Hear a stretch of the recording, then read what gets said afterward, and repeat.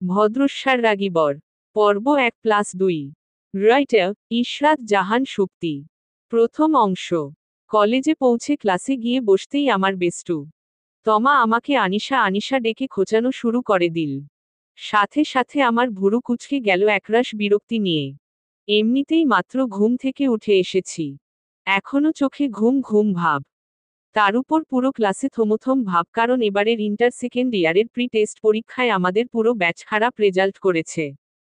Principal sir সেই খ্যাপা খেপেছে। 2 মাস পরই test পরীক্ষা, সেই টেনশনও আছে। আর এই গাধীটা সেই কখন থেকে খোঁচা দিয়েই যাচ্ছে। মানুষ কাউকে ডাকার হলে আস্তে খোঁচা দিয়ে ডাকে, কিন্তু না, তমা এমনভাবে খোঁচাবে যে হাত ব্যথা বানিয়ে ছাড়বে। আমি পাশ ফিরে বললাম, কি? তমা ব্যাঙের মতো লাফিয়ে বলা শুরু করল, জানিস কলেজে নতুন ইয়াং গেস্ট টিচার এসেছে। শুনেছি খুবই মেধাবী স্টুডেন্ট ছিল, এই বছরই গ্র্যাজুয়েট কমপ্লিট করেছে, আর এখন আমাদের কলেজে গেস্ট টিচার হিসেবে জয়েন করছে। আর প্রিন্সিপাল স্যার আমাদের জন্যই তাকে এই ক্লাসে স্পেশাল ভাবে নিয়োগ দিয়েছে। আর তার থেকেও ইম্পর্টেন্ট কথা হলো, এই স্যার দেখতে একদম বলিউডের নায়কের মতো। আমি তো দেখেই ক্রাশ খাইছি, তুইও দেখলে পাগল হয়ে যাবি। আমি বললাম, থাক, আমার আর পাগল হওয়া লাগবে না। সামনের বেঞ্চেই তো আমরা বসা, তুই তোর নতুন ক্রাশকে দেখতে থাক আর পাগল হতে থাক। আমি সবসময়ই সামনের বেঞ্চে বসি, যেখানে কলেজে উঠলে সবাই পিছনের বেঞ্চেই বেশি বসতে চায়, কিন্তু আমার সামনে না বসলে একদম ভালো লাগে না। তা বলে আমি যে মেধাবী ছাত্রী তা কিন্তু বলা যাবে না। ছাত্রী আমি মোটামুটি পর্যায়েরই, তবে সবসময় স্পষ্ট কথা বলি। আমার পাশের এই তমাও সবসময় ফার্স্ট বেঞ্চে বসে, হ্যান্ডসাম স্যারদের ভালোভাবে দেখার জন্য। কলেজের বেশিরভাগ টিচারই তার ক্রাশ লিস্টে আছে। তমার সাথে আমার পরিচয় এই কলেজে উঠার পরেই হয়েছে ফার্স্ট বেঞ্চে বসতে বসতে। তবে এই 1.5 বছরেই আমরা একে অপরের বেস্টু হয়ে গেছি। তমা যেমন স্যারদের উপর ক্রাশ খেতেই থাকে, তেমনি আমি কারো উপরই ক্রাশ খাইনি, আর স্যারদের উপর তো একদমই না। কারণ আমি মনে প্রাণে বিশ্বাস করি শিক্ষকরা বাবা মার মতোই, তাদের দিকে সবসময় সম্মানের নজরে তাকাতে হয়। এই নজরে তো একদমই না। সে যতই ইয়াং টিচার হোক, টিচার মানে তো টিচারই। একবার এই কলেজেরই এক টিচার আমায় প্রপোজ করে বসে, আমি তো হতবাক। তবে তাকেও আমি এই কথাগুলো শুনিয়ে না করে দেই। সবাই বলে আমার চেহারা নাকি খুব মিষ্টি, তবে গায়ের রং ফোকা ফোকা ফর্সা না, একটু চাপা। সেই কারণে আমার আত্মীয় স্বজনের কম হাহুতাশ আমার শুনতে হয়নি। তবে আমার এইসব কথা কোনো গায়ে লাগে না। ফোকা ফোকা ফর্সা না হয়েও কিন্তু আমি জীবনে অনেক প্রপোজাল পেয়ে গেছি, তবে কোনোটাই অ্যাকসেপ্ট করিনি। এই ছেলেদের আমি ঠিক একটা বিশ্বাস করতে পারি না। আজ একটা তো কাল আরেকটা। উফফো, এর থেকে একা একাই বেশ আছি। ভাবছি বিয়েটাও পারলে করব না। আমার ভাবনার ছেদ ঘটালো একটি ছেলে, হঠাৎ করে আমাদের ক্লাসে এসে। ছেলেটিকে দেখে আমার কি যেন হয়ে গেল। ছেলেটির পরনে হালকা আকাশী রঙের শার্ট, ইন করে পরা, শার্টের হাতা কনুই পর্যন্ত ভাঁজ করা, সাথে কালো রঙের প্যান্ট, হাতে কালো রঙের ঘড়ি। সাধারণত ফোকা ফোকা ফর্সা ছেলেদের আমার ভালো লাগে না, কেমন যেন মেয়ে মেয়ে ভাব আসে। কিন্তু এই ছেলেটাকে কি যে ভালো লাগছে, যেন এতেই সে পারফেক্ট। চেহারায় এক অদ্ভুত স্নিগ্ধতা, চুলগুলোও কি সুন্দর, লম্বাও ঠিকঠাক। একটা মানুষের ভেতর সবকিছু এত পারফেক্ট কি করে হয়? ঘুমোঘুম চোখে মনে হচ্ছে যে কোনো স্বপ্ন দেখছি। ছোটবেলায় শোনা রূপকথার গল্পের রাজকুমারের যে বর্ণনা শুনতাম, তাকেই মনে হয় আজ সামনে দেখছি। আমি যেন কোথাও হারিয়ে গেছি। ক্লাসের সবাই যে দাঁড়িয়ে রয়েছে সেদিকে আমার খেয়াল নেই। আর তমার খোঁচানো আমাকে হারিয়ে যাওয়া থেকে ফিরিয়ে আনতে পারছে না। আমি শুধু দেখলাম ছেলেটা আমার দিকে হালকা ভুরু কুঁচকে তাকালো। আর সাথে সাথে প্রিন্সিপাল স্যার ক্লাসে ঢুকে আমাকে এক ধমক লাগালো, এই মেয়ে ক্লাসে টিচার আসলে দাঁড়াতে হয় জানো না? বুঝতে পারলাম এই আমাদের নতুন টিচার।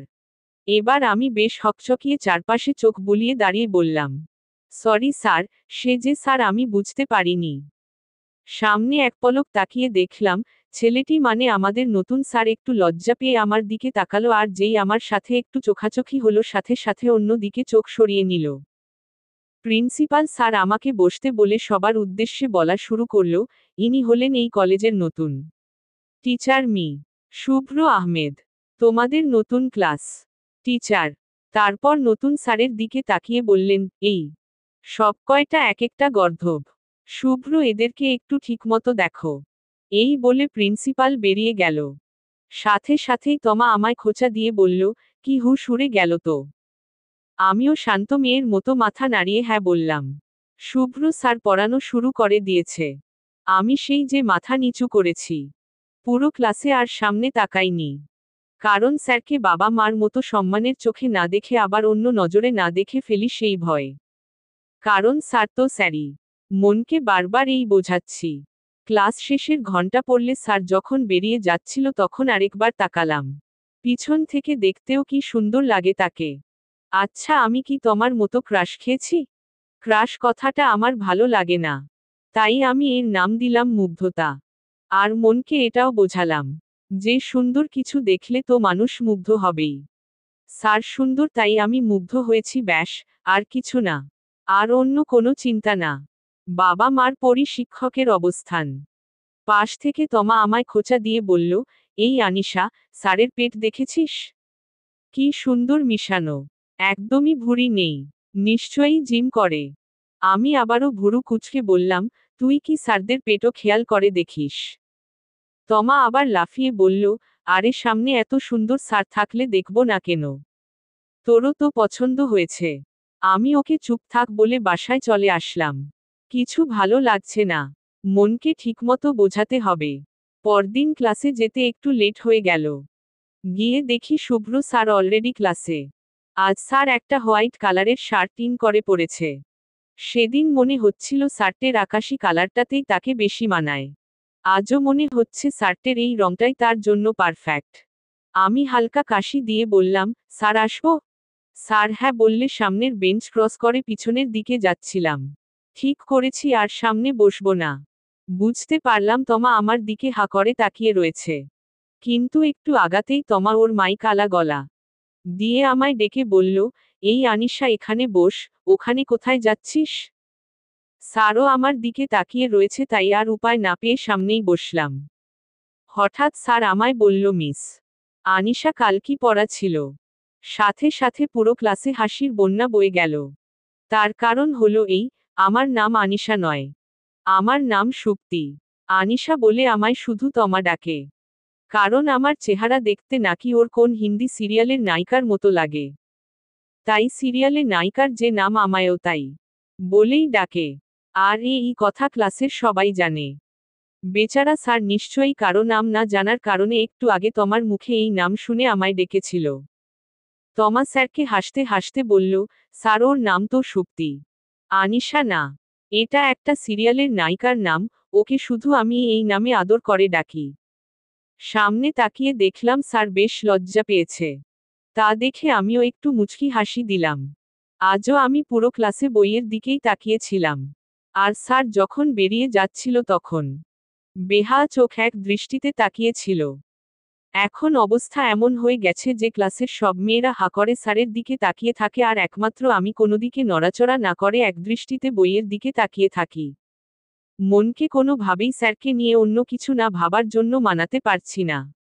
আমার এই অবস্থা তমাও বুঝতে পারল আর আমাকে বলল, জীবনে প্রথম কোনো ছেলেকে পছন্দ করলি, তা আবার মানতে চাইছিস না কেন? আমি তো এটাই বুঝি না, এত ইয়াং হ্যান্ডসাম ছেলেকে দেখে তুই স্যার স্যার ফিলিংস আনিস কিভাবে? এভাবেই দিন চলতে লাগলো। শুভ্র স্যারের পুরো ক্লাস জুড়ে আমার বইয়ের দিকে তাকিয়ে থাকা আর বের হওয়ার সময় এক দৃষ্টিতে তার দিকে তাকিয়ে থাকা নিয়ে। স্যার বেশ শান্ত, ভদ্র আর লাজুক টাইপের।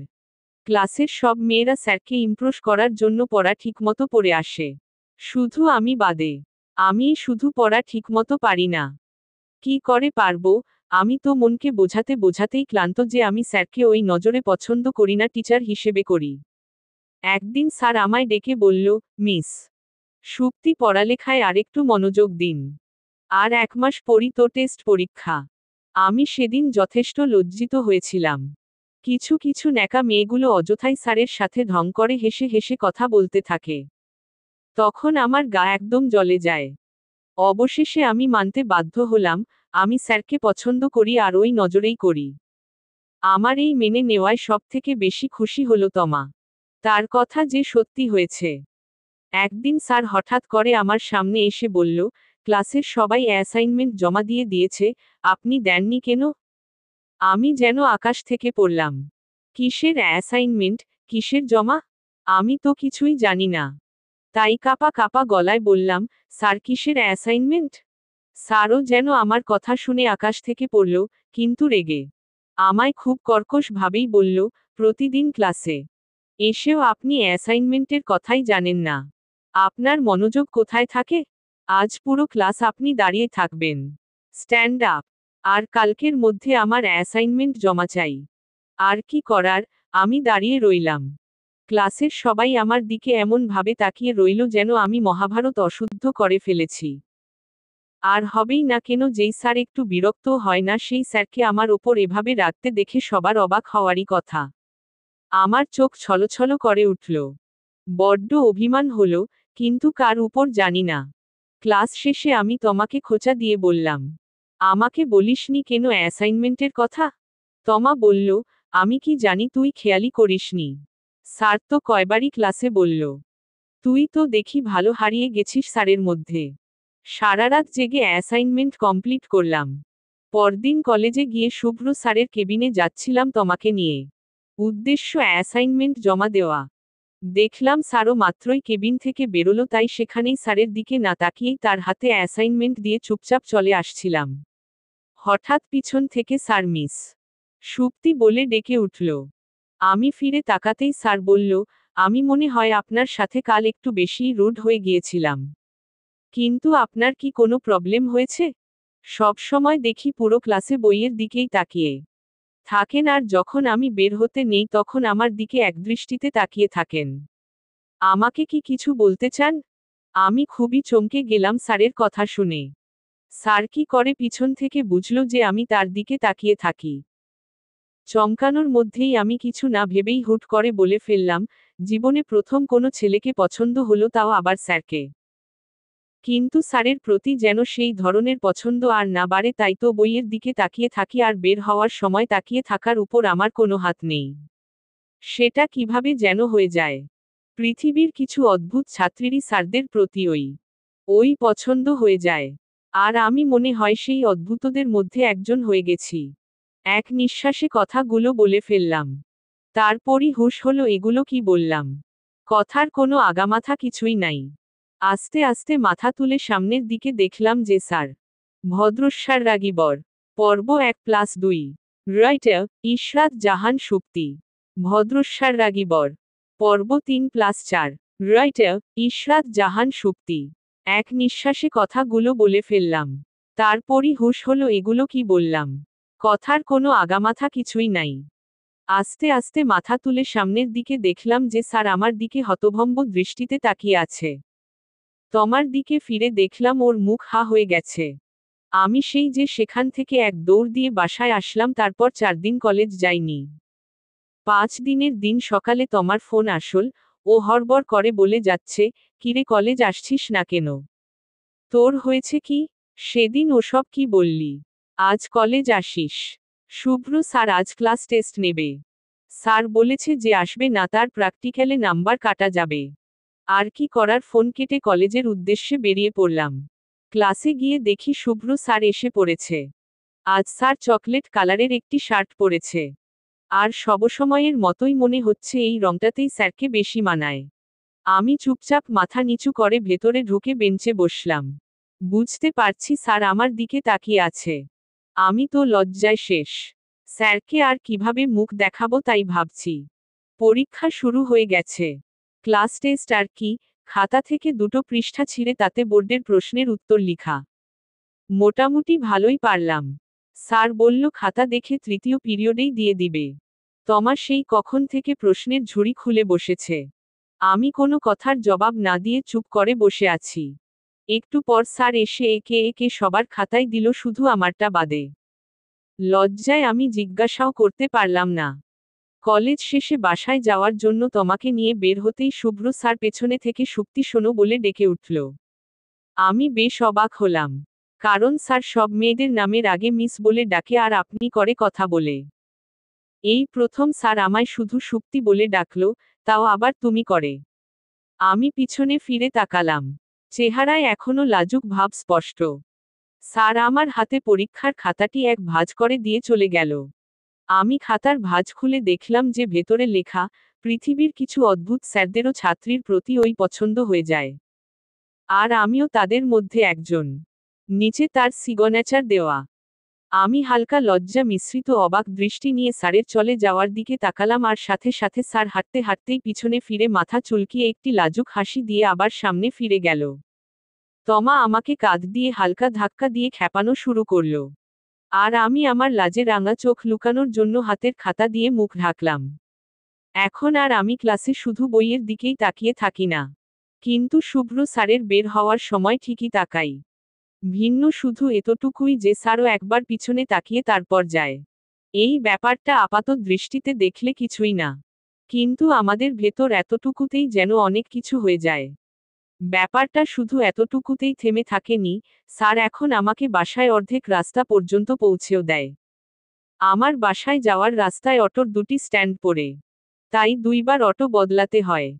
তোমার আর আমার বাড়ির রাস্তা পরের স্ট্যান্ড থেকে আলাদা হয়েছে। আগে দুটো অটো পাল্টিয়েই যেতাম। কিন্তু এখন অর্ধেক রাস্তা হেঁটে যাই স্যারের সাথে। সাথে তমাও থাকে। হাঁটতে হাঁটতে কিছুও কথাও হয়। স্যার তো আমার থেকেও বেশি লাজুক। আমি তো স্পষ্ট কথা বলে ফেলি যা পেটে থাকে। আমার সব থেকে বেশি ভালো লাগে যখন স্যার আমার কিছু কথা শুনে মাথা চুলকিয়ে একটি লাজুক হাসি দেয়। আমি কিন্তু এখনো তাকে স্যার বলেই ডাকি আর আপনি করে। কিন্তু স্যার আমায় তুমি করে কথা বলে আর সুক্তির আগে মিসটা বাদ দিয়ে। স্যারকে দেখি সবসময় লোকাল বাসে করে কলেজে আসতে। সেদিন দেখলাম একটি ভিড়ে ঠাসা বাস থেকে নামছে। কাঁধে সবসময়ের মতো অফিস ব্যাগ, যার কালো বেল্টটা বুকের মাঝ বরাবর থাকে। তার গেটআপের সাথে খুব সুন্দর মানায়। ফর্সা মুখটা গরমে লাল হয়ে গিয়েছে। টপ টপ করে ঘাম পড়ছে মুখ থেকে। নিশ্চয়ই সারাটা রাস্তা দাঁড়িয়ে এসেছে। দেখে যে কি মায়া লাগলো। আজ আমাদের ক্লাসের বিদায় অনুষ্ঠান। টেস্ট পরীক্ষা এই কয়দিন আগেই শেষ হয়েছে। ক্লাসের সব মেয়েরা ঠিক করেছে শাড়ি পরবে, তাই আমিও আজ সবুজ রঙের একটি শাড়ি পরে এসেছি। আর হাত ভরে চুড়ি। সবাই বলে আমার চোখে নাকি জন্ম কাজল আছে, তাই আর কাজল দেওয়া লাগে না। চুলগুলো মাঝখানে সিথি করে খোলা রেখেছি। আমার চুল আবার নিচ দিয়ে হালকা কোঁকড়ানো। ঠোঁটে একদম হালকা লিপস্টিক। ব্যাস এতটুকুই, এর থেকে বেশি সাজ আমার ভালো লাগে না। মেকআপ তো একদমই না। কলেজে যেতেই তমা বলতে লাগলো স্যার নাকি আজ আমাকে দেখলে পাগল হয়ে যাবে। স্যার আমাকে দেখে কি পাগল হবে, আমি স্যারকে দেখে পাগল হয়ে গেলাম। শুভ্র স্যার আজ একটি আকাশী রঙের পাঞ্জাবি পরেছে। সাথে হোয়াইট কালারের জিন্স। হাতে একটি হোয়াইট কালারের ঘড়ি। পাঞ্জাবির হাতা কনুই পর্যন্ত ভাঁজ করা। স্যার স্টেজের পাশেই দাঁড়িয়ে ছিল। আমার দিকে চোখ পড়তেই এক পলক তাকিয়ে স্টেজে উঠে মাইক হাতে নিলেন। সবাই চেয়ার আপ করে উঠল।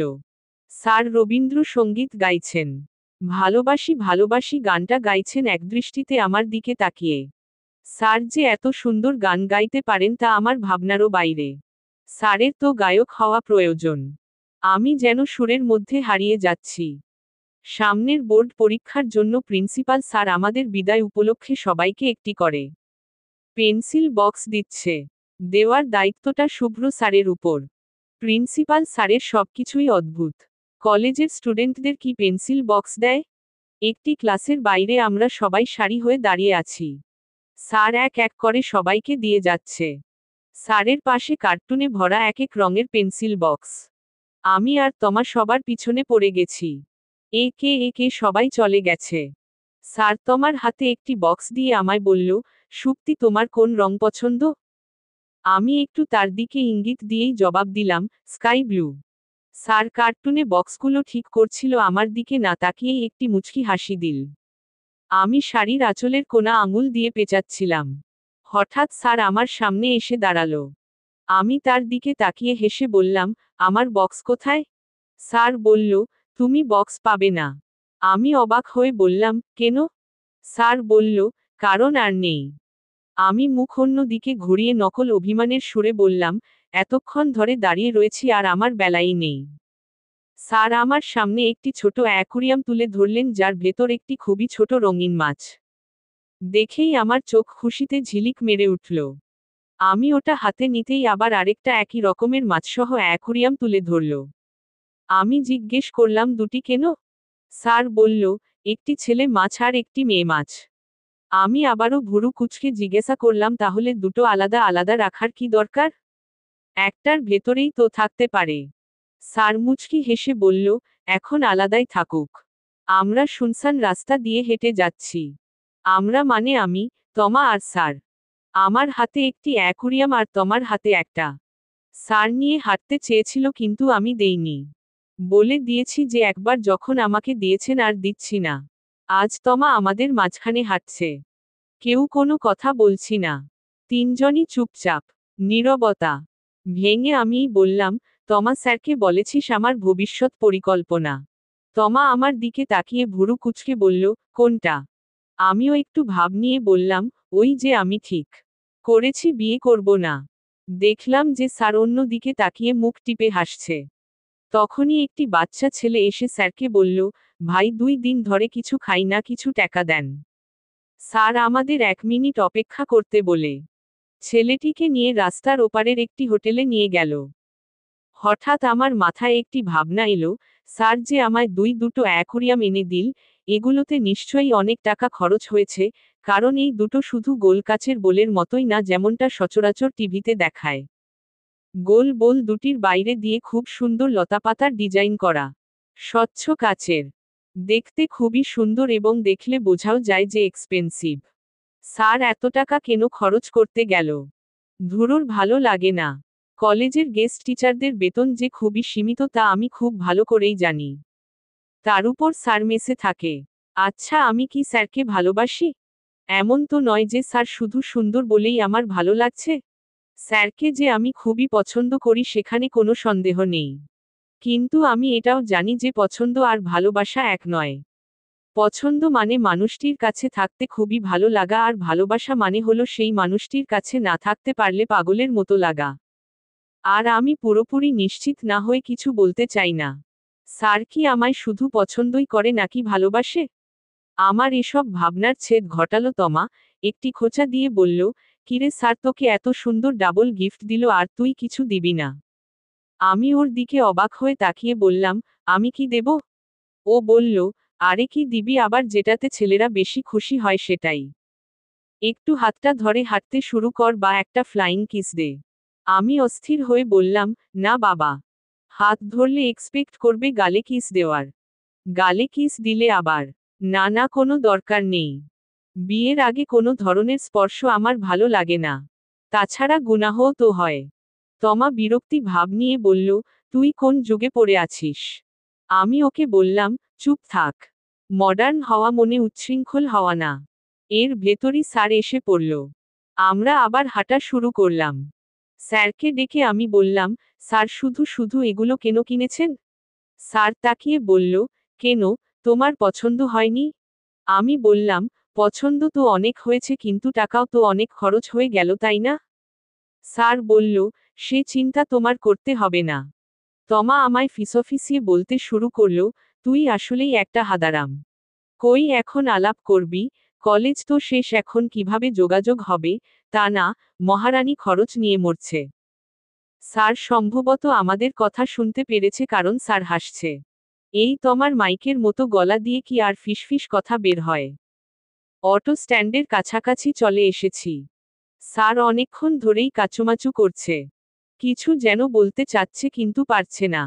তমা একটি অটোতে উঠে চলে গেছে। আমিও একটিতে উঠলাম, তারপর আবার মাথা বের করে স্যারের উদ্দেশ্য বললাম, 01 গুন গুন গুন গুন গুন গুন গুন গুন গুন। আমার ফোন নাম্বার। তারপর অটো চলতে শুরু করল। পেছনে না তাকিয়েও বুঝতে পারলাম স্যার আবার মাথা চুলকিয়ে তার লাজুক হাসি দিচ্ছে। এখন প্রতিদিন রাতে আমরা ফোনে কথা বলি। 5 মিনিটের জন্য। আমি আরও বলতে চাই কিন্তু স্যার মানুষ তো, আমার সামনে পরীক্ষা। হেনতেন এসব বলে 5 মিনিটের বেশি কথা একদিনও বলে না। দেখা হয় সপ্তাহে 3 দিন। আমি আর তমা কলেজ থেকে খানিক দূরে আরেক স্যারের কাছে ইংলিশ প্রাইভেট পড়তে যাই তখন। আমাদের প্রাইভেট দুপুর 3টা বাজে পড়া শেষ হয়। তো স্যার শুনে সেখানে আসা শুরু করল। আমি অনেকবার বারণ করেছি কারণ কলেজ ছুটি হয় 2টা বাজে। কলেজের সব কাজ সেরে আসতে আসতে 2:30টা বেজে যায়। এখন 30 মিনিটে স্যার নিশ্চয়ই গোসল খাওয়া দাওয়া সব করতে পারে না। তাই স্যারকে আমি বললাম, স্যার শুধু শুধু এত কষ্ট করে এখানে আসার কি দরকার? স্যার মুচকি হেসে জবাব দিল, কষ্ট যাতে না হয় তাই তো আসি। আমার সেন্স অব হিউমার বেশি ভালো না। তবে এই কথাটার মানে ঠিকই বুঝেছি। আমি আবার জিজ্ঞাসা করলাম, খাওয়া দাওয়া করেছেন? স্যার মাথা নাড়িয়ে না বলল। আমি চোখ দিয়ে ইশারা করে শাসন করলাম। স্যার আমাকে সরি বলে বলল, আচ্ছা চল ওখানে একটা ভালো রেস্টুরেন্ট আছে সেখানে যাই। কিন্তু আমি স্যারকে জোর করে একটি ফুচকার দোকানে নিয়ে গেলাম। জানি খালি পেটে ফুচকা খাওয়া ঠিক না। কিন্তু কি করার, 3জন মানুষ যদি ওমন রেস্টুরেন্টে যাই তবে স্যারের অনেক টাকা খরচ হয়ে যাবে। খেয়াল করলাম স্যার আমার দিকে একদৃষ্টিতে তাকিয়ে আছে। আমি স্যারের চোখের সামনে হাত নাড়িয়ে ইশারা করলাম কি? স্যার মুচকি হেসে বলল, কিছু না। তারপর দিন স্যার আসল। খেয়াল করলাম স্যার আজ ফর্মাল শার্ট পরেনি।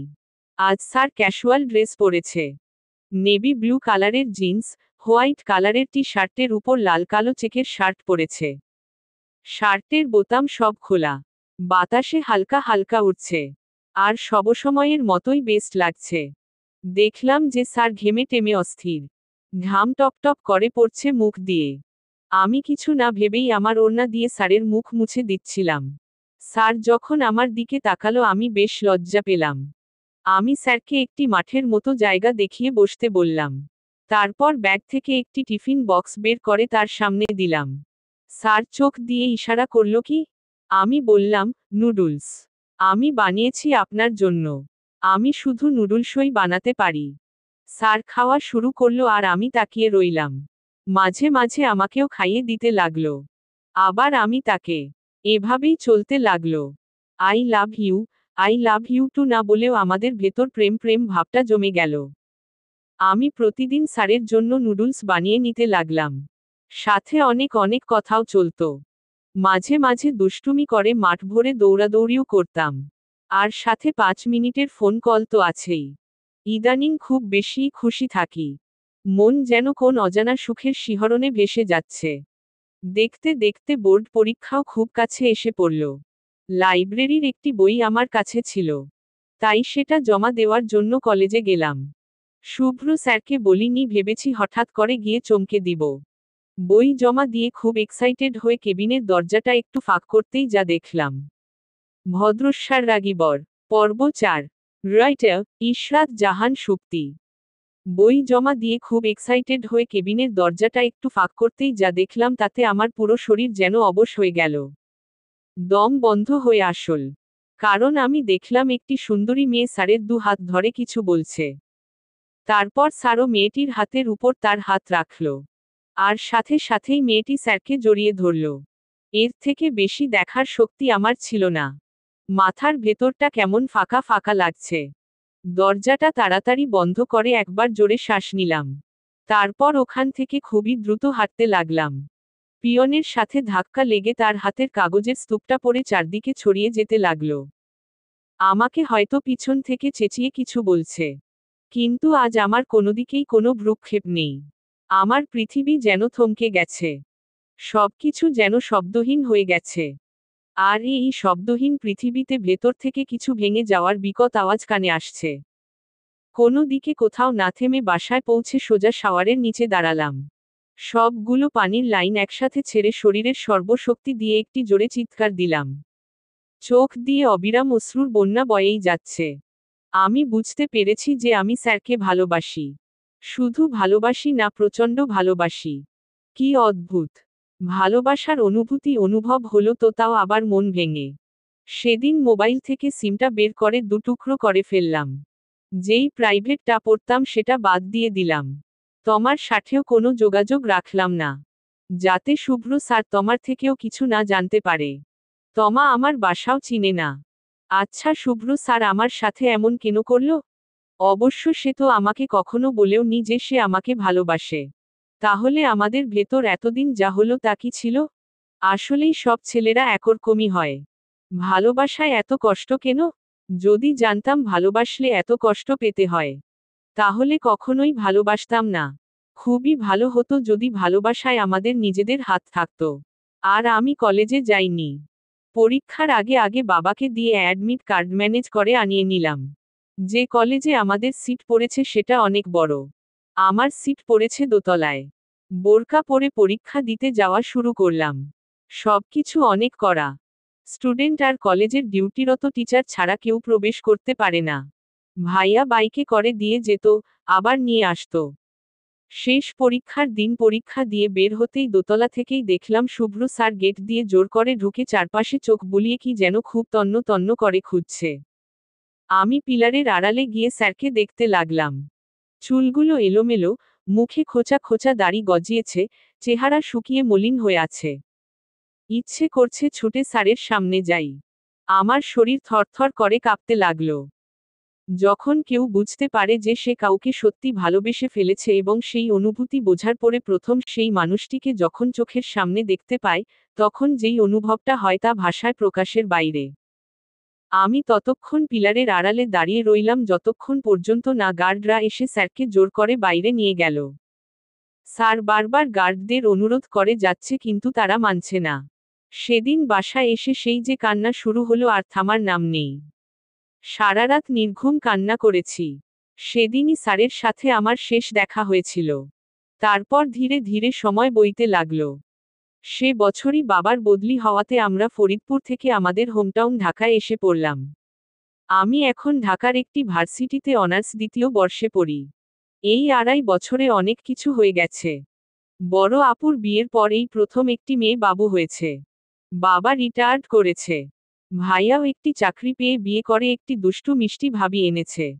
আর এখন আমি একটি বিশাল রুমের মাঝখানে ফুলে ফুলে সজ্জিত একটি বেডে বসে আছি, বধূ বেশে। অনার্স দ্বিতীয় বর্ষে উঠতে না উঠতেই মা আমার বিয়ের জন্য পাগল হয়ে গেল। এখন বিয়ে না দিলে নাকি আর ভালো ছেলে পাওয়া যাবে না। আর তখনই এই সম্বন্ধটা আসলো। আর বাসার সবাই পাগল হয়ে গেল। শহরের বড় নামকরা বিজনেসম্যানের একমাত্র ছেলে। বাবার সাথে সেও এখন বিজনেসে যোগ দিয়েছে। তারপর আর কি যত প্রকার ইমোশনাল ব্ল্যাকমেইল আছে সব করে আমাকে রাজি করাল। আমি না করতে পারলাম না কারণ বাবার শরীরও তখন খুব অসুস্থ হয়ে পড়েছিল। তাই ভাগ্যের উপর সব ছেড়ে দিয়ে ভেবে নিলাম জীবনে কোনো কিছুই তো আর মনমতো হলো না, তাই সেই লিস্টে না হয় আরেকটি নামও উঠল। আমি ছেলেকে এখনো দেখিনি। দেখার ইচ্ছেও ছিল না। বিয়ের 2 দিন আগে ভাবি আমায় এসে বলল, সুপ্তি তোর বর তো দেখি হেব্বি হ্যান্ডসাম। আমরা তোর বিয়ের শপিং করতে গিয়েছিলাম, সেখানে এসেছিল। এত সুন্দর ছেলে আমি জীবনেও দেখিনি। আমার যদি এখন তোর ভাইয়ের সাথে বিয়ে না হতো আমি তোর বরের উপর ক্রাশ খেতাম। ভাবি সবসময়ই এমন মজা করে। কিন্তু ভাবির এই কথা শুনে আমার তোমার কথা মনে পড়ে গিয়েছিল। আর সাথে শুভ্র স্যারের কথাও। যেদিন স্যার প্রথম আমাদের ক্লাসে আসল। অনেকক্ষণ ধরে বসে আছি। কিন্তু আমার মনে কোনো অপেক্ষা নেই তার আসার। তার নামটাও এখনো জানি না। হঠাৎ রুমে কারো প্রবেশ করার অনুভূতি হলো। খটখট শব্দে বুঝতে পারলাম সে দরজার ছিটকানি লাগাচ্ছে। আমি আস্তে আস্তে মাথা তুলে তাকাতেই আমার মাথা ঘুরিয়ে উঠল। সে ছুটে এসে আমার কপালে অনেক সময় নিয়ে একটি গভীর চুম্বন করল। আমি কেঁপে উঠলাম তার ছোঁয়ায়। আচ্ছা আমি কি স্বপ্ন দেখছি?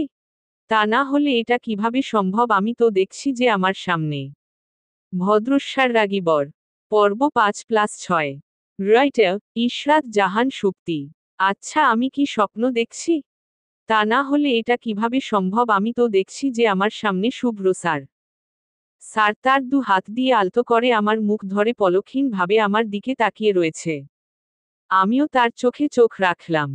স্যারের চোখ যেন রক্তবর্ণ ধারণ করেছে। তার চোখ দুটো যেন 1000 বছরের তৃষ্ণা মিটিয়ে নিচ্ছে। আমার মুখ দিয়ে অস্ফুট স্বরে বেরোলো, স্যার। তখনই স্যার ক্রোধে ফেটে পড়ে আমার কাঁধ তার 2 হাত দিয়ে শক্ত করে চেপে ধরে চেঁচিয়ে উঠল। কেন করেছো আমার সাথে এমন? কেন? কোথায় কোথায় না খুঁজেছি আমি তোমায়। জানো, এই 2 বছর 7 মাস 15 দিন 17 ঘন্টা আমি কিভাবে কাটিয়েছি? ধোঁকা দিয়েছ তুমি আমাকে। তার শেষের কথাটি শুনে আমারও বেশ রাগ উঠে গেল। সেই দিনের সেই মেয়ের কথা মনে পড়ে গেল। আমি তাকে এক ধাক্কা দিয়ে বললাম, ধোঁকা আমি না, আপনি দিয়েছেন আমাকে। স্যার অবাক দৃষ্টি নিয়ে ভুরু কুঁচকে বলল, আমি দিয়েছি মানে? আমি তাচ্ছিল্যের সুরে বললাম, থাক আর ন্যাকা সাজতেন হবে না। আমি আর আপনাকে এগুলো বলার কে? আর আপনি এখানে কেন এসেছেন? আজ আমার বাসর রাত। আমার বর কোথায়? শুভ্র স্যার একটা বাঁকা হাসি দিয়ে আমার আরো কাছে এসে বলল, শেরওয়ানি পরে সামনে বসে আছে, তবুও নিজের বরকে চিনতে পারছো না? এত সুন্দর মেহেদি লাগিয়েছ হাতে, একবার তাকিয়ে দেখো তো। সত্যিই আমি আমার হাতের মেহেদি এখনো দেখিনি, তাই তার কথা মতো হাত মেলে দেখলাম খুব সুন্দর ডিজাইনের, মাঝখানে গাঢ় লাল রঙে গোটা গোটা অক্ষরে লেখা শুভ্র। মানে কি? এটা কি ভাবে সম্ভব? তার মানে স্যারের সাথে আমার বিয়ে হয়েছে। কিন্তু আমি তো জানতাম স্যার মধ্যবিত্ত পরিবারের কলেজের গেস্ট টিচার, আর এখানে এত বড়লোক বিজনেসম্যান। স্যার সম্ভবত আমার ভাবনা বুঝতে পারল, তাই আমার চোখের সামনে হাত নেড়ে বলল, কি এটাই ভাবছো তো, কলেজের নর্মাল একজন গেস্ট টিচার, এত বড় বাড়ির ছেলে কি করে হলো? বড়লোক বাবার ছেলে যেন টাকা প্রাচুর্যে বিগড়ে না যায়, তাই আমার বাবা আমাকে সাধারণ জীবন যাপন করাও শিখিয়েছে। সাথে আমাদের পরিবারের নিয়ম হলো প্রথমে নিজের যোগ্যতায় কিছু করে, তারপর এই বিশাল বিজনেসে জয়েন করা। আমার বাবাও একই জিনিস করেছে। আর আমিও তাই করেছিলাম। তার কথা শুনে আমি চরম পর্যায়ের অবাক হলাম। এত বড়লোকের ছেলে কিভাবে এত সাধারণ জীবন যাপন করতে পারে? নিজের চোখে না দেখলে তো আমি বিশ্বাসই করতে পারতাম না। সে হঠাৎ আবার আমার দিকে ক্রোধ দৃষ্টিতে তাকিয়ে বলল, এই জন্যই সেই সাধারণ কলেজ টিচারকে ছেড়ে দিয়ে এই রিচ বিজনেসম্যানকে বিয়ে করলে, তাই না? তার কথা শুনে আমার মনে হলো আমার বুকে যেন কেউ তীর গেঁথে দিল। যা আমি কখনো কল্পনাতেও ভাবিনি সেই কথাটা সে আমাকে বলতে পারল। আমি আহত চোখে তার দিকে তাকালাম। আমার চোখে চোখ পড়তেই সে তার দৃষ্টি ঘুরিয়ে নিল। আর বলতে থাকলো, এই কয় বছর আমি কিভাবে কাটিয়েছি তা শুধু আমিই জানি। কি ভেবেছিলে? আমার ফিলিংস নিয়ে ছিনিমিনি খেলে গা ঢাকা দিয়ে আমাকে ছেড়ে দিবে? সেই তো আমি তোমাকে খুঁজে বের করে বিয়ে করেই ফেললাম। অনেক জ্বালিয়েছ আমাকে, আর না। এবার তোমার পালা। এই বলে সে বেরিয়ে গেল। আর আমি অশ্রু ঝরিয়ে ভাবতে লাগলাম, সে এসব কি বলছে? এসব কথার মানে কি? সে তো অন্য মেয়েকে ভালোবাসে, তাহলে আমাকে বিয়ে কেন করলো? হয়তো ইগোতে লেগেছে তার। এত বড়লোকের ছেলে আমার মতো একটা সাধারণ মেয়ের ইগনোর নিতে পারেনি, তাই এসব করল। কিন্তু শুভ্র স্যার তো এমন না। কি জানি আমি এই বাতাকে কতটুকু বুঝতে পেরেছিলাম। যা বুঝেছিলাম তা তো ভুলই হয়েছিল। আর এই বা কোন শুভ্র স্যার? আমি যেই শুভ্র স্যারকে চিনতাম সে তো খুব শান্ত, ভদ্র, লাজুক ছিল। আর এ তো সম্পূর্ণ বিপরীত। এত রাগী সে। এত রাগ সেই শুভ্র স্যারের। ভাবা যায়। অস্বীকার করব না, যখন স্যারকে এখানে দেখলাম, এক পলকের জন্য আমি অনেক খুশি হয়েছিলাম। বের হওয়ার ৩ মিনিটের মাথায় স্যার আবার রুমে ফিরে আসল হাতে করে তার দেওয়া সেই মাছের অ্যাকুরিয়াম দুটো নিয়ে। মনে পড়ল, আমি ভাবিকে বলেছিলাম মাছের অ্যাকুরিয়াম দুটো আমার সাথে যেন এই বাড়ি পাঠিয়ে দেয়। তাই বিদায়ের সময় ভাবি আমার ননদ মানে শুভ্র স্যারের ছোট বোনের হাতে দিয়েছিল। আজ পর্যন্ত কখনো কাজ ছাড়া করিনি এগুলো। স্যার আমার সোজাসুজি রাখা ছোটটি টেবিলটিতে অ্যাকুরিয়াম দুটি রেখে এর একটি ঠাস করে মেঝেতে ফেলে দিল। স্বচ্ছ কাচের অ্যাকুরিয়ামটি মেঝেতে চূর্ণ বিচূর্ণ হয়ে পড়ল, মাছটি দাপাদাপি করছে। আমি তাড়াতাড়ি বেড থেকে নেমে দাঁড়িয়ে বললাম, এ কি করলেন? স্যার মেঝে থেকে মাছটি ২ হাত দিয়ে তুলে অন্য অ্যাকুরিয়ামটিতে রেখে গম্ভীর গলায় বলল, এখন থেকে এরা একসাথেই থাকবে। আমি দ্বিতীয়বার আর প্রশ্ন করতে পারলাম না। তার রাগ দেখে পুরো চুপসে গেছি। শত হলেও স্যার তো। একটা ভয় ভয় ফিলিংস কাজ করে। আমি ফ্যালফ্যাল করে তার দিকে তাকিয়ে রইলাম। সে আমার দিকে ঘুরে রাগী গলায় বলল, এভাবে স্ট্যাচুর মতো দাঁড়িয়ে আছো কেন? যাও গিয়ে চেঞ্জ করে আসো। আমার গলা দিয়ে বের হয়ে গেল, কেন? সে ধীরে ধীরে আমার কাছে আসতে আসতে একটি বাঁকা হাসি দিয়ে বলল, কেন? তুমিই তো তখন বললে, আজ আমাদের বাসর রাত।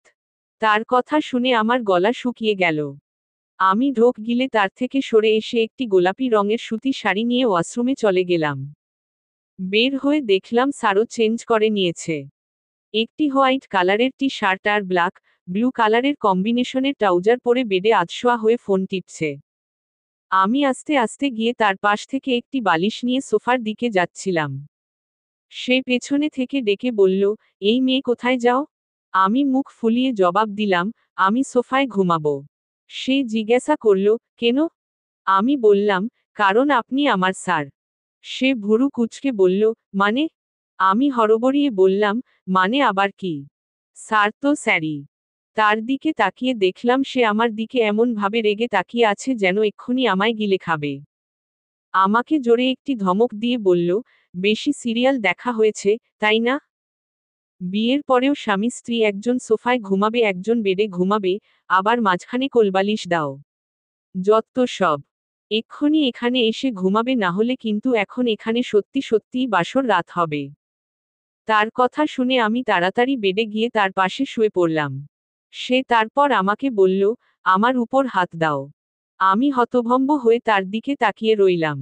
এগুলো কি বলে? স্যার আবার আমাকে ধমক দিয়ে বলল, কি তাড়াতাড়ি দিবা নাকি? তার কথা শেষ না হতেই আমি তার উপর হাত রাখলাম। সাথে সাথে স্যার আমাকে তার দু হাত দিয়ে শক্ত করে জড়িয়ে ধরল। আমার খুব লজ্জা লাগল।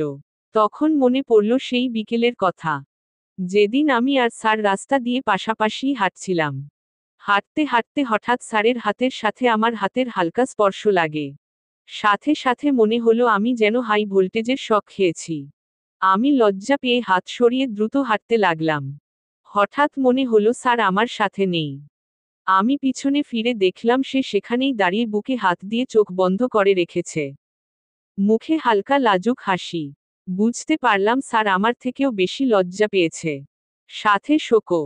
আর এখন, কিভাবে জড়িয়ে ধরে রেখেছে। আর সে কিনা সেই লাজুক শুভ্র স্যারি। এমন ভাবে জড়িয়ে ধরে রেখেছে যেন ছাড়লেই আমি হারিয়ে যাব। এত কাছাকাছি এই প্রথমবার। আমি তো লজ্জায় মরে যাচ্ছি। আর সে কি সুন্দর ঘুমিয়ে পড়েছে। মুখে প্রশান্তির ছাপ। তার হৃদস্পন্দন আমি স্পষ্ট শুনতে পাচ্ছি। কি ভালো লাগছে শুনতে। কিন্তু সেখানে তো আর আমার নাম নেই। সে তো আর আমাকে ভালোবাসে না। মাঝরাতে টের পেলাম শুভ্র স্যার আমার কাঁধ ঝাঁকিয়ে আমায় ডাকছে। আমি চোখ মেলে তাকাতেই ভদ্রস্যার রাগী বর। পর্ব 6। রাইটার ইশরাত জাহান সুপ্তি। মাঝরাতে টের পেলাম শুভ্র স্যার আমার কাঁধ ঝাঁকিয়ে আমায় ডাকছে। আমি চোখ মেলে তাকাতেই সে বলল, সুপ্তি তাড়াতাড়ি উঠো, নামাজ পড়। আমি ঘুমোঘুম চোখে বললাম, এই মাঝরাতে নামাজ পড়ব কেন? সে বলল, এখন মাঝরাত? ভালো করে তাকিয়ে দেখেন ম্যাডাম, সকাল হয়ে গেছে। আমি ব্যালকনির দিকে তাকিয়ে দেখলাম সত্যিই আধার কেটে আলো ফোটা শুরু করেছে। তাই আলসেমি ভেঙে ফ্রেশ হয়ে অজু করে এসে দেখলাম স্যার আমার জন্য আগের থেকেই তার পাশাপাশি জায়নামাজ বিছিয়ে রেখেছে। আমি গিয়ে দাঁড়াতেই স্যারও নামাজ পড়া শুরু করল। আমি নামাজ শেষে মোনাজাত দিয়ে স্যারের দিকে তাকিয়ে দেখলাম স্যারের এখনো নামাজ শেষ হয়নি। সে আরও 2 রাকাত শোকরানা নামাজ আদায় করছে। এই সময় হঠাৎ শোকরানা নামাজ পড়ছে কেন বুঝতে পারলাম না। স্যার দীর্ঘ সময় নিয়ে মোনাজাত করল। আমি স্যারের দিকে অপলক দৃষ্টিতে তাকিয়ে রইলাম। কি সুন্দর লাগছে দেখতে। স্যার মনে হয় আগের থেকে আরও বেশি সুন্দর হয়ে গেছে। স্যার মোনাজাত শেষে আমার দিকে ফিরে বলল, কি দেখছো? আমি তাড়াতাড়ি মাথা নাড়িয়ে বললাম, কিছু না। এরপর স্যার তার জামা কাপড় নিয়ে বাথরুমে চলে গেল। মনে হয় গোসল করছে। আর আমি ঘুরে ঘুরে রুমটা দেখছিলাম। রুমটা বিশাল বড় আর খুব সুন্দর করে সাজানো গোছানো। বিছানাটা শুধু এলোমেলো হয়ে রয়েছে, তাই আমি তাড়াতাড়ি করে বিছানা গুছিয়ে নিলাম। একটু পরই স্যার বাথরুম থেকে একটি অ্যাশ কালারের গেঞ্জি আর ব্ল্যাক ট্রাউজার পরে টাওয়েল দিয়ে মাথা মুছতে মুছতে বেরোলো। আমার কাছে এসে আমার হাত ধরে এক টান দিয়ে বাথরুমে নিয়ে গেল। আমি অবাক হয়ে বললাম, স্যার আমাকে এখানে নিয়ে এসেছেন কেন? সে আমাকে বলল, গোসল করতে। গোসলের প্রতি আমার সবসময়ই একটা আলসেমি কাজ করে। 11টা থেকে শুরু হয় মার চেঁচামেচি আমাকে গোসল করতে পাঠানোর জন্য। আলসেমি করতে করতে দুপুর 1টা বাজলে তারপর ঢুকি বাথরুমে। আর শীতকালে তো 2-1 দিন বাদও পড়ে যায়। আর সে এখন বলে কিনা এই সকাল সকাল শীতের মধ্যে আমাকে গোসল করতে। আমি চরম বিরক্তি নিয়ে বললাম, এত তাড়াতাড়ি কে গোসল করবে?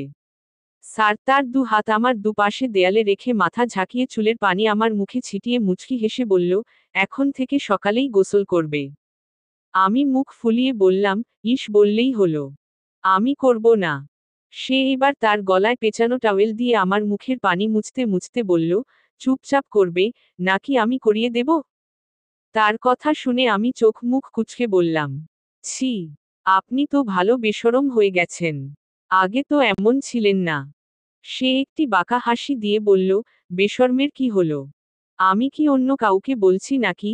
আমার বউকে বলছি। কারণ বউ তো বউই। বলেই একটা চোখ টিপ মারল। তারপর আবার চোখে চোখে রেখে বলল, আর আমি যা হয়েছি, যেমন হয়েছি সব তোমার জন্য। সো এখন ভুগতে থাকো। এই বলে সে শাওয়ার অন করে চলে গেল। আর আমি শীতে কাঁপতে কাঁপতে হাত পা ছুঁড়ে বিরক্তি প্রকাশ করলাম। গোসল শেষে বের হয়ে দেখলাম, স্যার রুমে নেই। তাই তাড়াতাড়ি আমি শাড়ি পরতে লাগলাম। তখনই রুমে স্যারের ছোট বোন সামিয়া আসল। মাত্র শাড়ি পরাটা শেষ হয়েছে। এখনো চুলটাও ঠিক করিনি।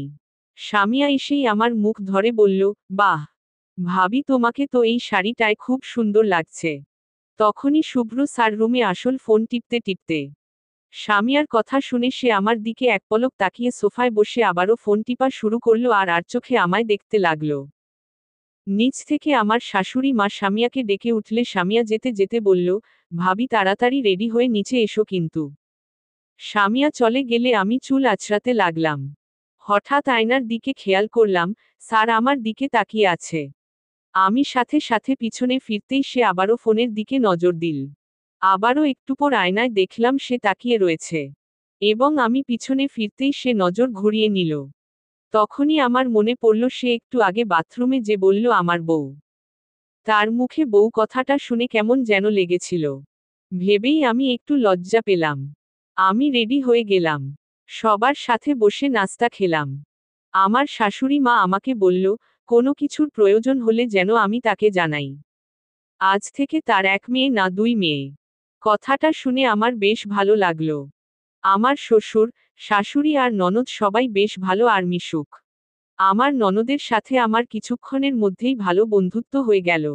সামিয়া আমার এক ক্লাস নিচে পড়ে। ও আমাকে পুরো বাড়ি ঘুরিয়ে ঘুরিয়ে দেখাতে লাগলো। আর বলতে লাগলো, জানো ভাবি, ভাইয়াকে মা আরো 1.5 বছর আগে থেকে বিয়ের জন্য রাজি করানোর চেষ্টা করছে। কিন্তু ভাইয়া বিয়ের কথা শুনলেই ফায়ার। একটা মেয়েও দেখাতে নিয়ে যেতে পারেনি। মা কতজনের কাছে দুঃখ প্রকাশ করে বলেছে যে ভাইয়াকে বোধ হয় আর বিয়ে করাতে পারবে না।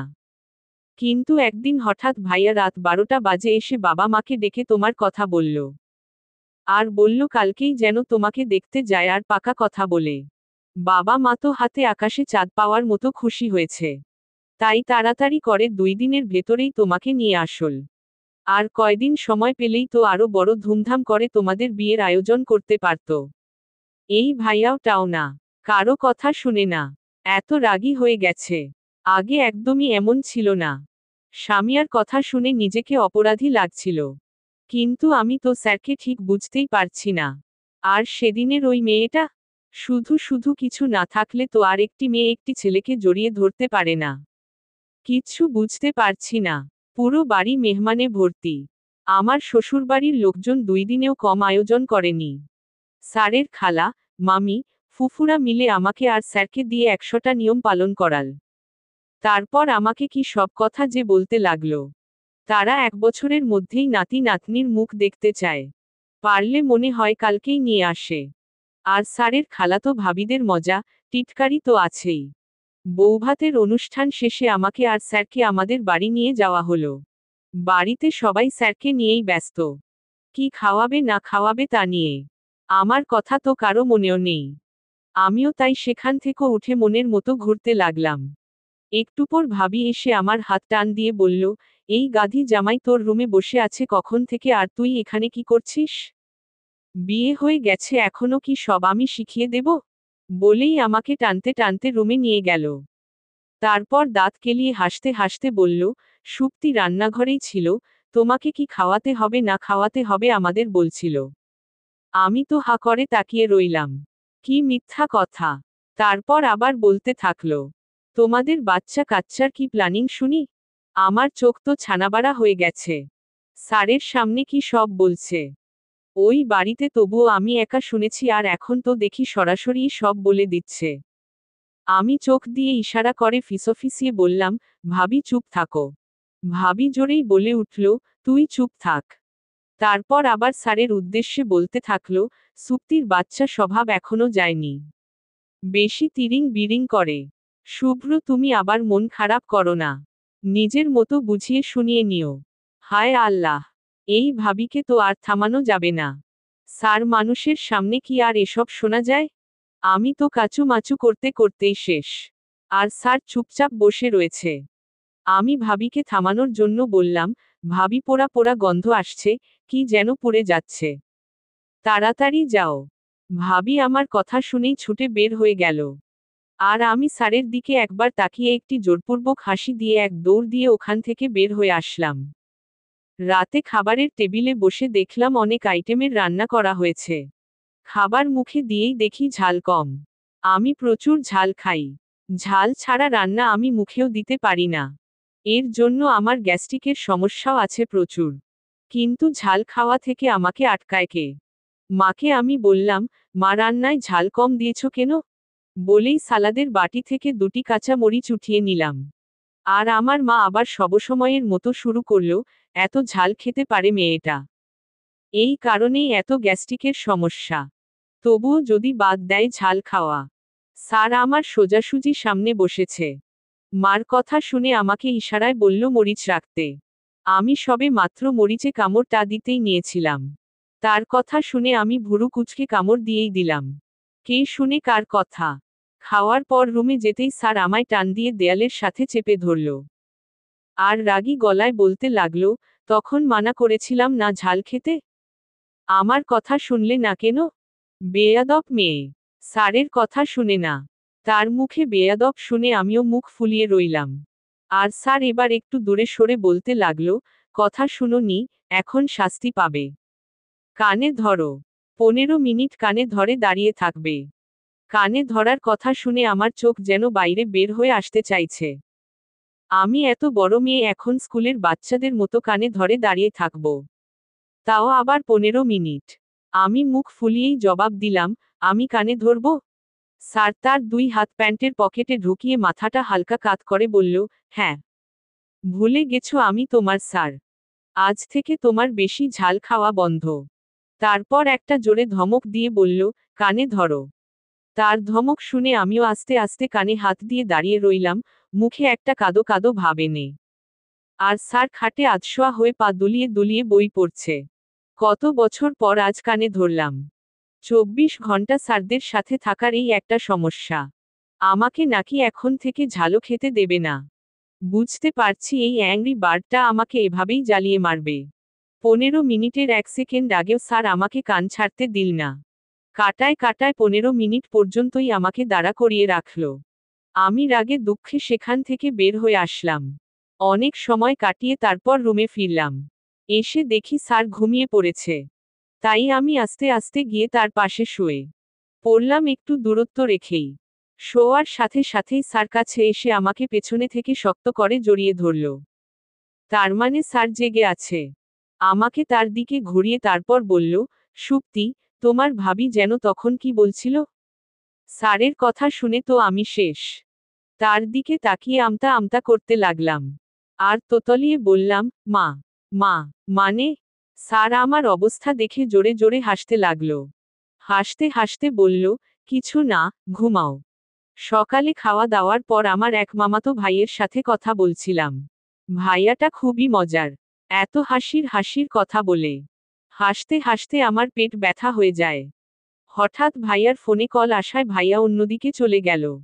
আর আমি হাসতে হাসতেই পিছনে ফিরে দেখলাম, স্যার দূর থেকে আমার দিকে রক্তবর্ণ চোখে তাকিয়ে রয়েছে।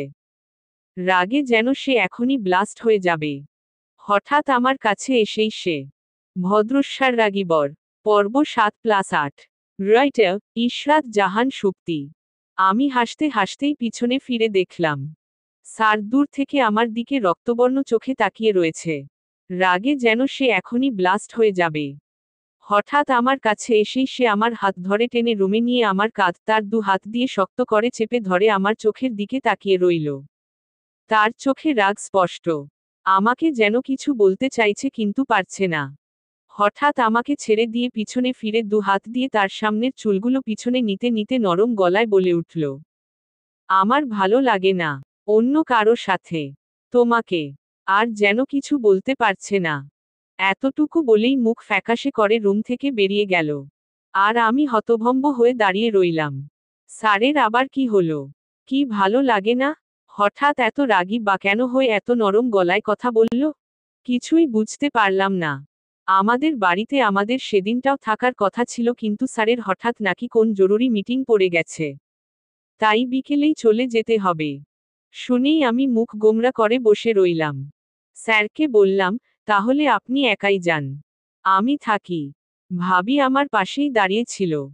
আমার কথা শুনে আমাকে পাশ থেকে একটা চিমটি দিয়ে ফিসফিসিয়ে বলতে লাগলো, এই গাধি কি বলিস? 2 দিন হয়েছে বিয়ে হলো, আর তুই এক জায়গায় থাকবি আর জামাই আরেক জায়গায় থাকবে? আমাকে কখনো দেখেছিস তোর ভাইয়াকে ছেড়ে একা থাকতে? চুপচাপ শ্বশুর বাড়ি যা। উফফো, এই ভাবিটা না আমাকে জ্বালিয়ে মারবে। আমাকে স্যারের সাথে পাঠিয়েই ছাড়ল। গাড়িতে চুপচাপ মুখ ফুলিয়ে বসে আছি। একবারও স্যারের দিকে তাকাইনি।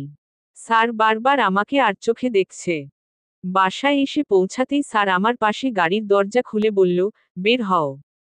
আমি চুপ করে বসেই আছি গোমরা মুখ করে। হঠাৎ স্যার আমাকে কোলে তুলে নিল। আমার তো চোখ বড় বড় হয়ে গেল। আমি ছটফট করতে করতে বললাম, কি করছেন?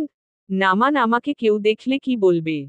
স্যার আমার দিকে তাকিয়ে বলল, ছটফট করা বন্ধ করবে। তারপর একটু মুচকি হেসে বলল, উফফো, কি ভারী তুমি। বলেই বাড়ির ভেতর হাঁটা শুরু করল।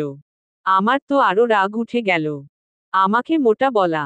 আমাকে সোজা রুমে নিয়ে কোল থেকে নামিয়ে বেডে বসিয়ে দিল। আমি রাগ করে অন্য দিকে মুখ ঘুরিয়ে রাখলাম। স্যার আমার দিকে তাকিয়ে একটি মুচকি হাসি দিল। তারপর তার ফাইলগুলো নিয়ে অফিসে চলে গেল। সন্ধ্যার একটু পরেই সে ফিরে এলো। আমি সোফায় বসে টিভি দেখছিলাম। তার দিকে ফিরেও তাকালাম না। স্যার আমার সামনে এসে এক বক্স চকলেট রাখল। আমি একটু আড়চোখে দেখলাম কিন্তু ধরলাম না। কারণ আমি তো রাগ করেছি। এত সহজে কি গলে যাওয়া যায়? আমি ধরছি না দেখে সে চকলেটগুলো নিয়ে ড্রয়ারে রাখতে রাখতে বলল, কেউ যদি খেতে চায় এখান থেকে নিতে পারে। আমি শুনে টিভির দিকে তাকিয়েই একটা মুখ ভেঙচি দিলাম। একটু পর স্যার রুম থেকে বেরিয়ে গেল। আমার চোখ বারবার ড্রয়ারের দিকে যাচ্ছে। এমন কোনো মেয়ে নেই যে কিনা চকলেট পছন্দ করে না। আর এতগুলো চকলেট একসাথে দেখে তো না খাওয়া যাবে না। আমি না রাগ করেছি? কোনো মান সম্মান আছে নাকি? পুরো রুম চকলেটের ঘ্রাণে ভরে গেছে। এত খেতে ইচ্ছে করছে। পরে সিদ্ধান্ত নিলাম, শুভ্র স্যার যেহেতু রুমে নেই তাই একটা খাওয়া যেতেই পারে। এতগুলোর ভেতর থেকে একটা খেলে স্যার বুঝতে পারবে না। যেই ভাবা সেই কাজ। ধীরে ধীরে ড্রয়ারটা খুলে একটা চকলেট নিয়ে খেতে শুরু করলাম। একটা খাওয়ার পর আরেকটা খেতে ইচ্ছা করল। তাই আরেকটা নিয়ে অর্ধেক খেতেই স্যার রুমে চলে আসল। আমাকে এই অবস্থায় দেখে হাসতে লাগলো। আমি রাগে লজ্জায় লাল হয়ে রুম থেকে বের হয়ে সামিয়ার রুমে চলে গেলাম। রাতে খাওয়া দাওয়ার পর আমি আগেই শুয়ে পড়লাম অন্য দিকে মুখ করে। একটু পর স্যার এসে আমাকে পেছনে থেকে জড়িয়ে ধরে তার দিকে ঘুরানোর চেষ্টা করল। কিন্তু আমি ঘুরলাম না। মুখ গোমরা করে রইলাম। তারপর স্যার আমার উপর দিয়ে গিয়ে আমার এই পাশে এসে শুয়ে পড়ল। আমিও আবার উল্টো দিকে ফিরে শুয়ে পড়লাম। সাথে সাথে স্যারও এই পাশে এসে আমাকে শক্ত করে জড়িয়ে ধরল। এবার আমি আর নড়তেই পারছি না। হাত দিয়ে ধাক্কা দিয়ে নিজেকে ছোটানোর আপ্রাণ চেষ্টা করলাম। কিন্তু তাকে এক চুলও নড়াতে পারলাম না। স্যার আমার দিকে তাকিয়ে মুচকি মুচকি হাসছে। তারপর আমিও হাল ছেড়ে সেভাবেই শুয়ে থাকলাম। একটু পর স্যার ঘুমিয়ে পড়ল। তার মুখের দিকে তাকিয়ে আমার সব রাগ হাওয়া হয়ে গেল। স্যারের ঘুমন্ত মুখটি দেখতে কি সুন্দরই না লাগছে। মনে হচ্ছে পৃথিবীর সবথেকে সুন্দর জিনিস আমার চোখের সামনে রয়েছে। হঠাৎ আমার চোখ গেল স্যারের সোজাসুজি রাখা মাছের অ্যাকুরিয়ামটির দিকে। মাছ দুটি মনে হচ্ছে একসাথে থেকেই বেশি খুশি হয়েছে। আগের থেকেও বেশি। সকালে নিচে গিয়ে মাকে একটু আধটু সাহায্য করলাম।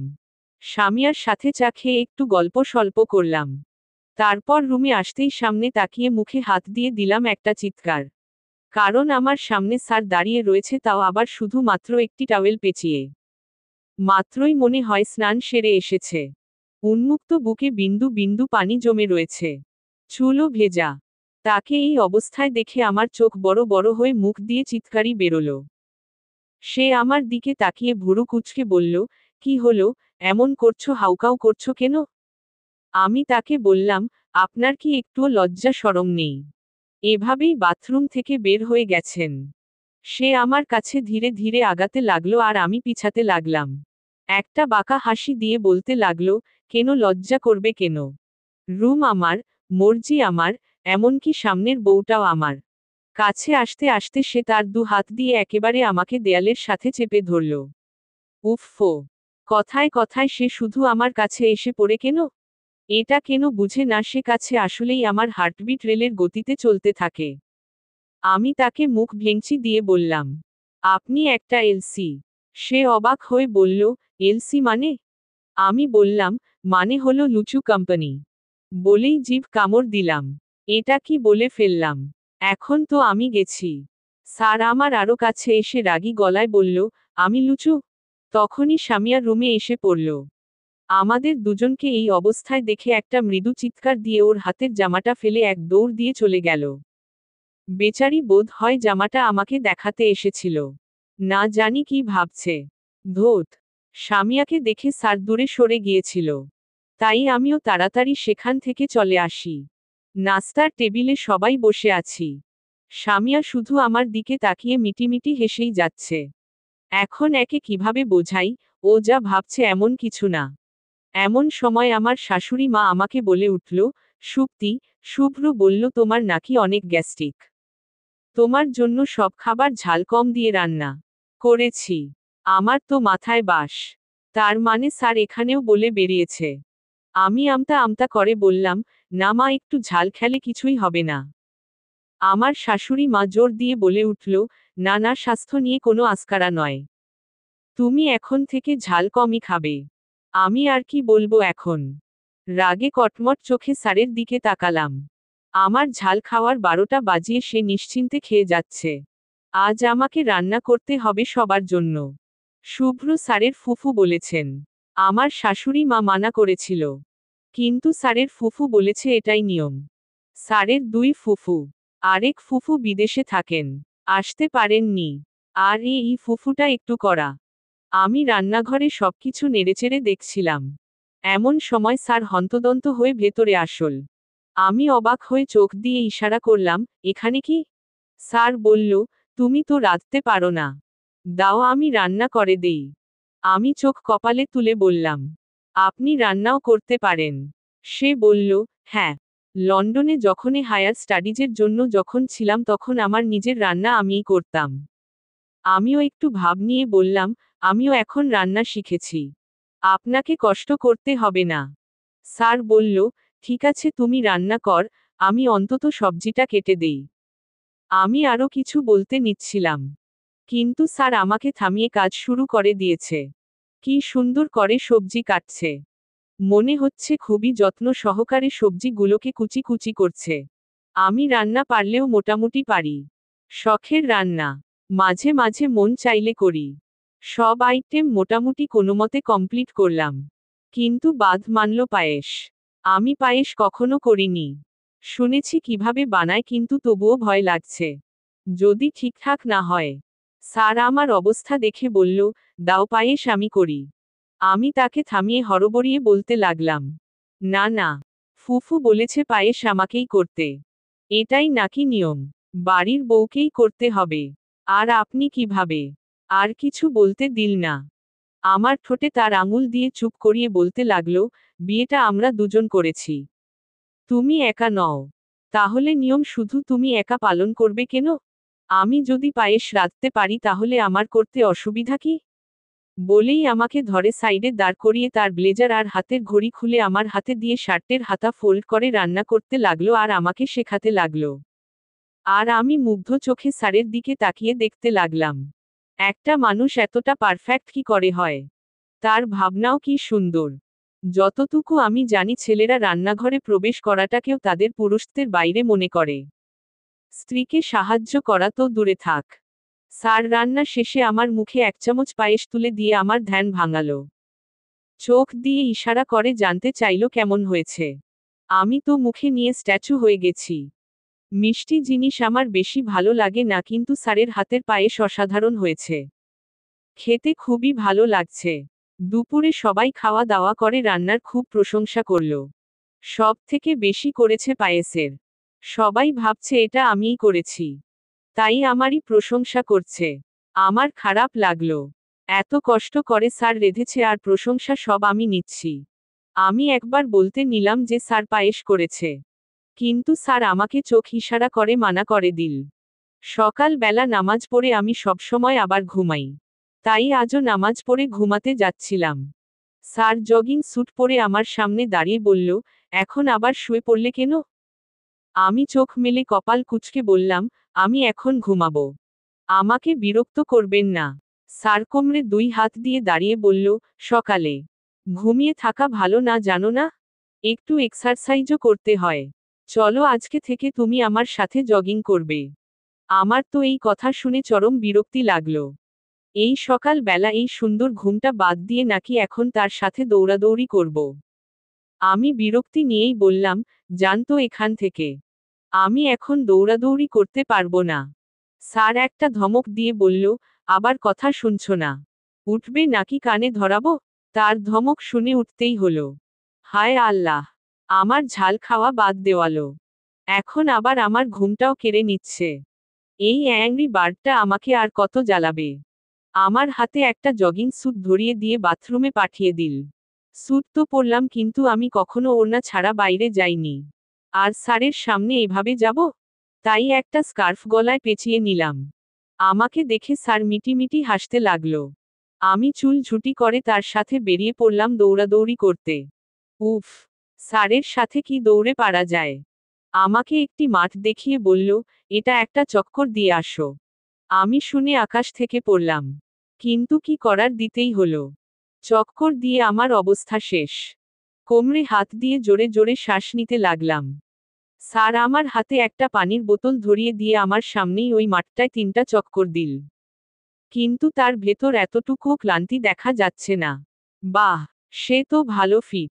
জগিং শেষে বাসায় এসে গোসল করে নিচে চলে গেলাম। এখন আমি ভার্সিটিতেও যাওয়া শুরু করেছি। শুভ্র স্যারই আমাকে দিয়ে আসে। আসার সময় আমি একাই আসি রিকশায়। মাঝে মাঝে স্যারও নিতে আসে। একদিন বিকেলে বেডে বসে ফোনে গেমস খেলছিলাম। হঠাৎ স্যার এসে আমার সামনে।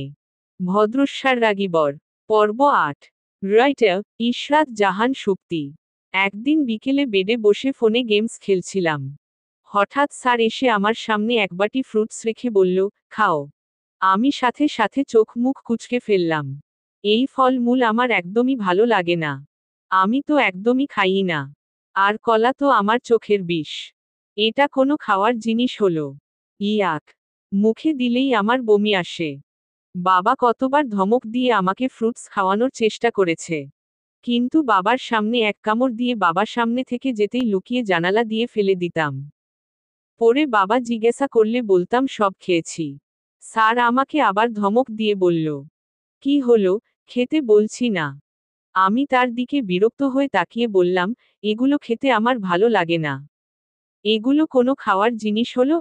স্যার আমাকে মুখ ভেঙ্গিয়ে বলতে লাগলো, না না, এগুলো তো খাওয়ার জিনিস না। খাওয়ার জিনিস তো ফুচকা, চটপটি, ঝালমুড়ি।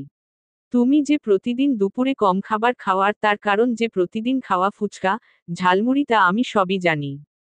যাহ বাবা! সে আবার আমাকে কখন দেখলো এগুলো খেতে? আমার পেছনে কি কোনো ক্যামেরা লাগিয়ে রেখেছে? আমি তো ভয় শেষ। আমার ফুচকা খাওয়া আবার বন্ধ না করে দেয়। আমার ভয়কে সত্যি করে সে বলল, ফুচকা খাওয়া কি বন্ধ করে দিতে চাও? আমি তাড়াতাড়ি মাথা নাড়িয়ে না বললাম, তাহলে তাড়াতাড়ি লক্ষ্মী মেয়ের মতো সব খাও। বলেই সে আমার সামনের সোফায় পায়ের উপর পা তুলে বসল। আর আমি চোখ মুখ কুঁচকে খেতে লাগলাম। আশায় আছি কখন বাইরে যাবে আর আমি এগুলো ফেলতে পারবো। কিন্তু না, অ্যাংরি বার্ডটা বাইরে যাওয়ার নামও নিচ্ছে না। সব কোনোমতে খেলাম।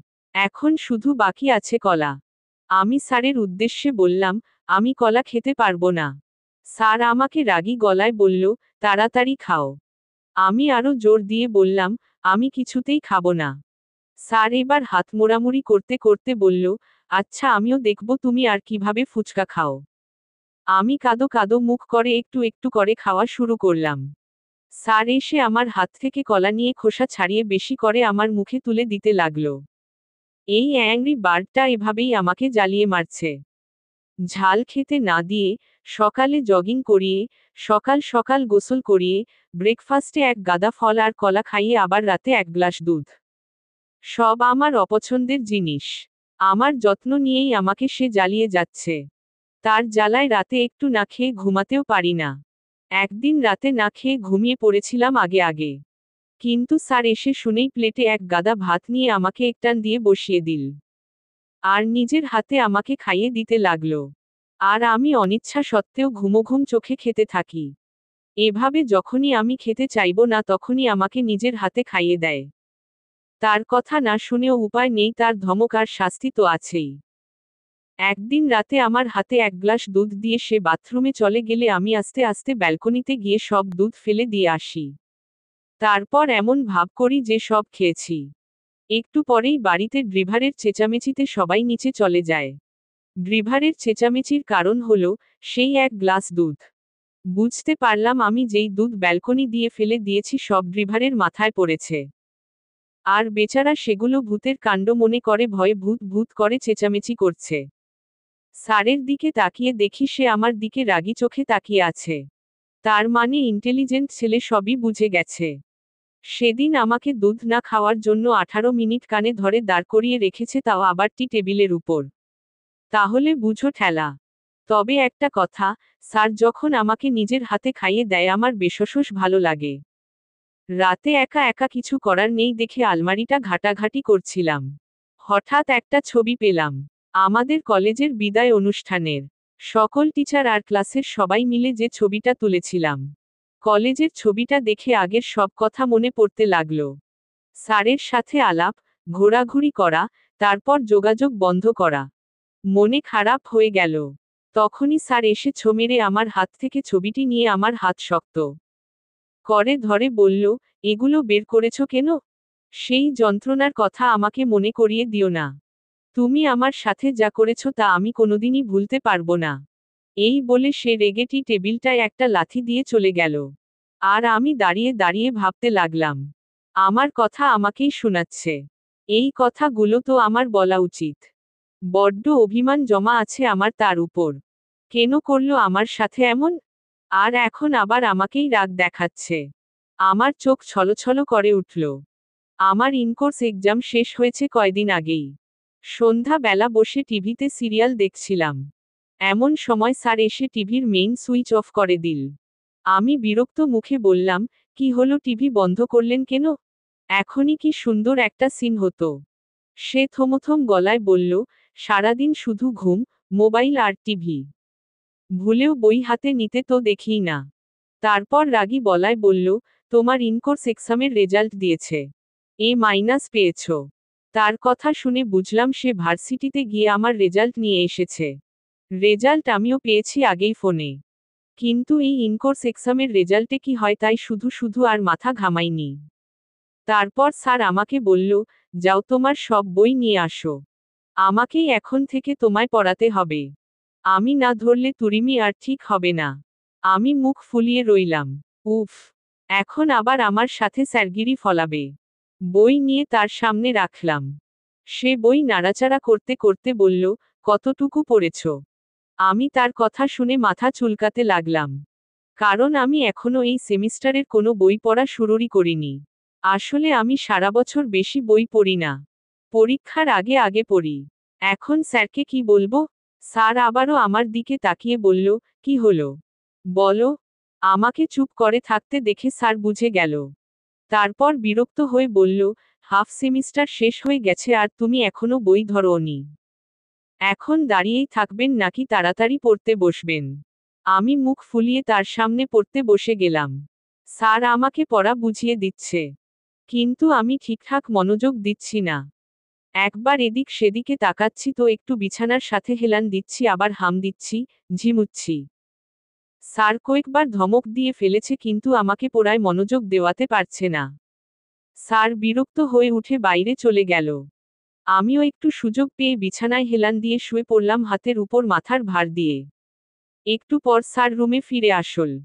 তার হাতের দিকে তাকিয়ে আমার চোখ চড়ক গাছ। ধরফরিয়ে শোয়া থেকে উঠে বসলাম। স্যার বেত হাতে নিয়ে দাঁড়িয়ে আছে। আমি চোখ কপালে তুলে তাকে বললাম, আপনি কি এখন পাজি ছেলেদের মতন বউ পেটাবেন? স্যার একটা চোখ টিপ মেরে বললেন, বউ পেটাবো না, ছাত্রী পেটাবো। তারপর আবার গম্ভীর হয়ে বললেন, তাড়াতাড়ি সোজা হয়ে পড়। আমি তো বেত দেখে সোজা হয়ে বসলাম, কিন্তু পড়তে একদমই ইচ্ছে করছে না। মোচড়ামোচড়ি করতে লাগলাম। একটু পরপরই ঝিমুনি এসে পড়ে। আর যখনই একটু ঝিমুই স্যার দেয় বেত দিয়ে একটা বাড়ি। একটু পর আমি মুখে রাজ্যের সব ইনোসেন্ট ভাব নিয়ে ন্যাকু ন্যাকু করে বললাম, স্যার পুরো বই কি আজকেই শেষ করে দিবেন? এখন একটু ঘুমিয়ে পড়ি প্লিজজ।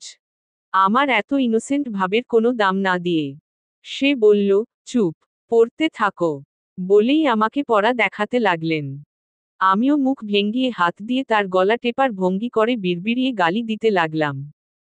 এভাবেই আমার ঝিমুনি, মোচড়ামোচড়ি, স্যারের ধমক আর একটু পরপর বেতের বাড়ি খেতে খেতে পড়া চলতে লাগল। রাত 12টা বাজে পেলাম ছুটি। ছুটি পেয়ে আমি একলাফে যে বিছানায় গিয়ে শুয়ে পড়লাম। তারপর এক ঘুমিয়ে রাত কাবার। এরপর থেকে প্রতি রাতেই চলতে লাগলো স্যারের আমাকে বেত দিয়ে খুঁচিয়ে খুঁচিয়ে পড়ানো। রাত 12টার আগে একদমই ছাড়ে না। যখন স্যার ছিল তখন যা করেনি, এখন বড় হয়ে তা করছে।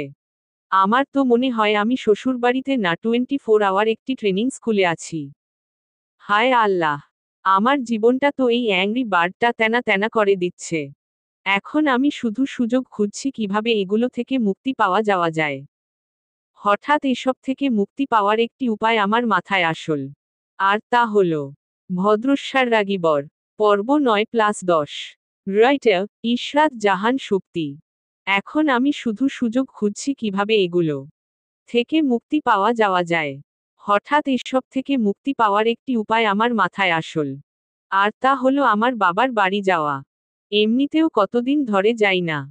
ওখানে গেলে অন্তত কদিনের জন্য হলেও তো এসব থেকে বাঁচব। সকালে স্যার যখন অফিস যাবার জন্য তৈরি হচ্ছিল তখন আস্তে আস্তে স্যারের পিছনে দাঁড়িয়ে বললাম, স্যার একটা কথা ছিল। স্যার আয়নায় আমার দিকে তাকিয়ে চুল ঠিক করতে করতে বলল, কি? আমি বললাম, আমি আমাদের বাড়িতে যাব। স্যার ভুরু কুঁচকে বলল, না, এখন আমার অফিসে জরুরি কাজ আছে, আমি যেতে পারবো না। আমি বললাম, আপনাকে কে যেতে বলেছে, আমি একাই যাব। স্যার বলল, আমি যখন যেতে পারবো তখনই তুমি যাবে আমার সাথে। স্যারের কথা শুনে তো আমার বিরক্তি চরম শিখরে উঠে গেল। ইসস, ওখানেও তাকে সাথে নিয়ে যাব যাতে সেখানেও আমার ক্লাস নিতে পারে। আমি কপাল কুঁচকে বললাম, আমি একাই যাব। স্যার আমার দিকে ফিরে বলল, আমি তোমাকে যেতে দিব না মানে দিব না। এই বলে সে অফিসে চলে গেল। আমিও ভাবছি কিভাবে যাওয়া যায়। রাতে সবাই একসাথে খেতে বসেছি। আমার মাথায় একটা বুদ্ধি আসল। আমি দুঃখী দুঃখী একটা ভাব নিয়ে আমার শ্বশুরকে বললাম, বাবা, আমার না বাসার কথা খুব মনে পড়ছে। আমি কয়েকদিন গিয়ে থেকে আসি। বাবা নরম গলায় বলল, আরে মা, এটা আবার জিজ্ঞাসা করার কি আছে, তোমার যখন ইচ্ছা তুমি যাবে। শুনে আমি তো সেই খুশি। কিন্তু আমার খুশির 12টা বাজিয়ে সার্থমথম গলায় বলে উঠল, না না, ও এখন যেতে পারবে না। আমি চেহারায় কাদো কাদো ভাব এনে রাখলাম। এবার আমার শাশুড়ি মা বলে উঠল, দিলি তো মেয়েটার মন খারাপ করে। তারপর আমার মাথায় হাত দিয়ে বলল, মা, তুমি মন খারাপ করো না, তুমি অবশ্যই যাবে। স্যার রাগী গলায় বলে উঠল, আমি বলেছি না, ও এখন যেতে পারবে না। এবার আমার শাশুড়ি মা স্যারকে একটা ধমক দিয়ে বললেন, চুপ, তুই বলার কে রে? বেশি কথা বললে এখন আমার হাতে মার খাবি। সুপ্তি কালকেই যাবে। ইয়াহু! আমার তো ইচ্ছা করছে আমার শাশুড়ি মাকে গিয়ে একটা টাইট হাত দেই। স্যারের মুখটা দেখার মতো একেবারে থমথম হয়ে রয়েছে। আমি গুনগুন করে গান গেয়ে জামাকাপড় গোছগাছ করছি আর স্যার রুমের ভেতর অস্থির হয়ে পায়চারি করছে, একবার এই মাথায় আরেকবার সেই মাথায়। হঠাৎ থেমে আমার সামনে এসে বলল, তোমার যেতেই হবে, কয়দিন পর গেলে কি হয়? আমি জামা ভাঁজ করতে করতেই তার দিকে না তাকিয়েই বললাম, অনেক কিছু হয়। স্যার এবার নরম করে বলল, আর কয়দিন পর যাও না।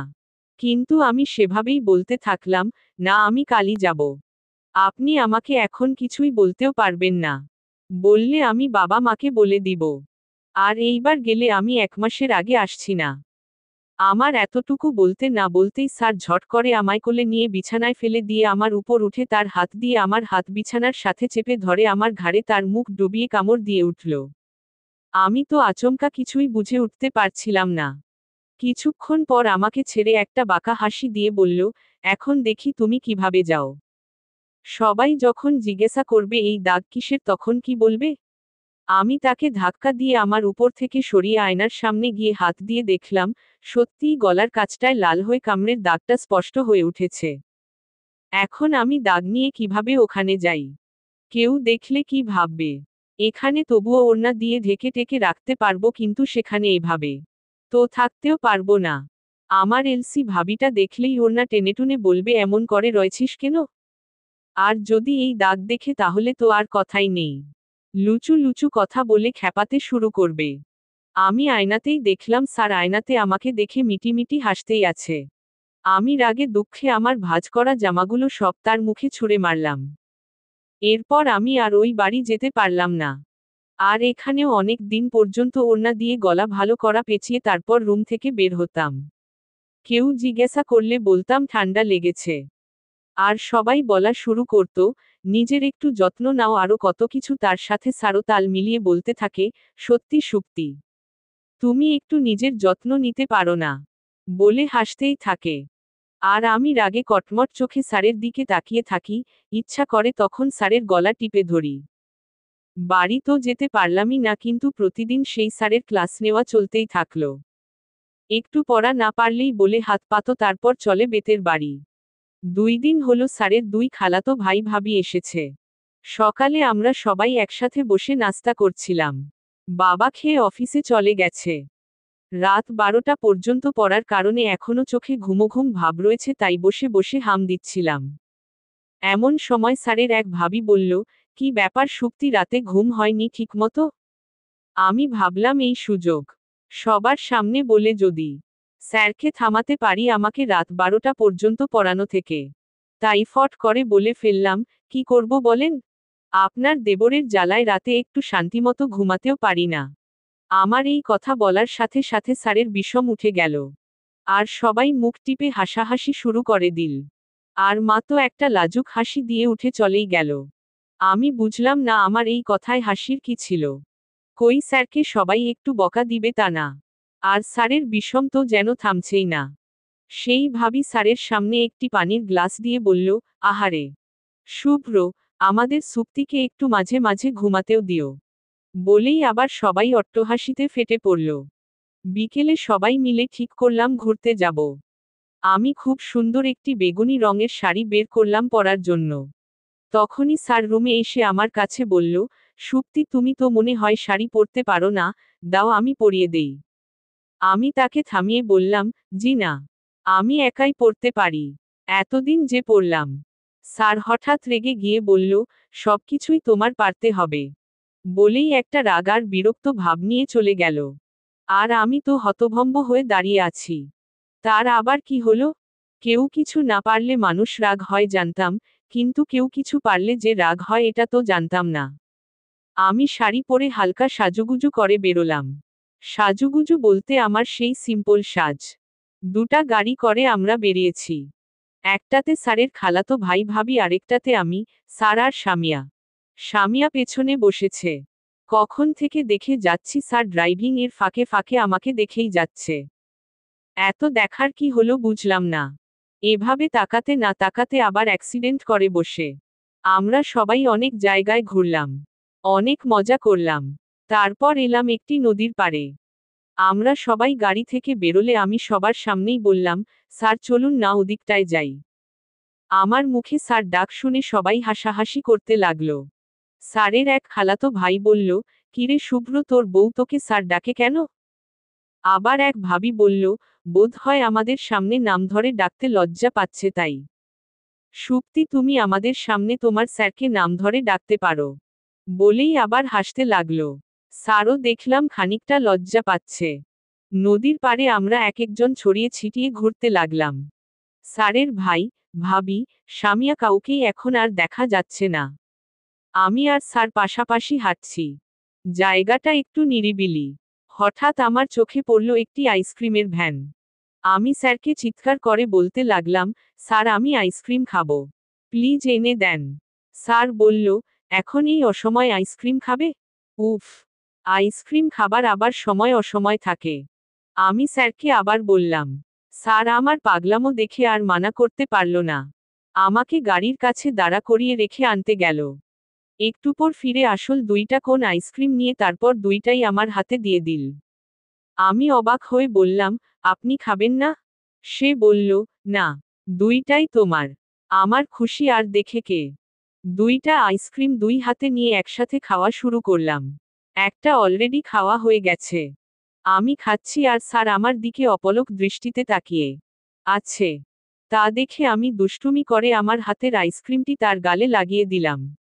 স্যার চমকে উঠল আর আমি হাসতে লাগলাম। স্যার হঠাৎ খপ করে আমার হাত ধরে আমাকে গাড়ির সাথে চেপে ধরল। তারপর তার গাল আমার গালের সাথে আস্তে আস্তে ঘষে তার গালের ক্রিম আমার গালেও লাগিয়ে দিল। তার ছোঁয়ায় আমি কেঁপে উঠে একদম ফ্রিজ হয়ে গেলাম। হাতের আইসক্রিমটি মাটিতে পড়ে গেল।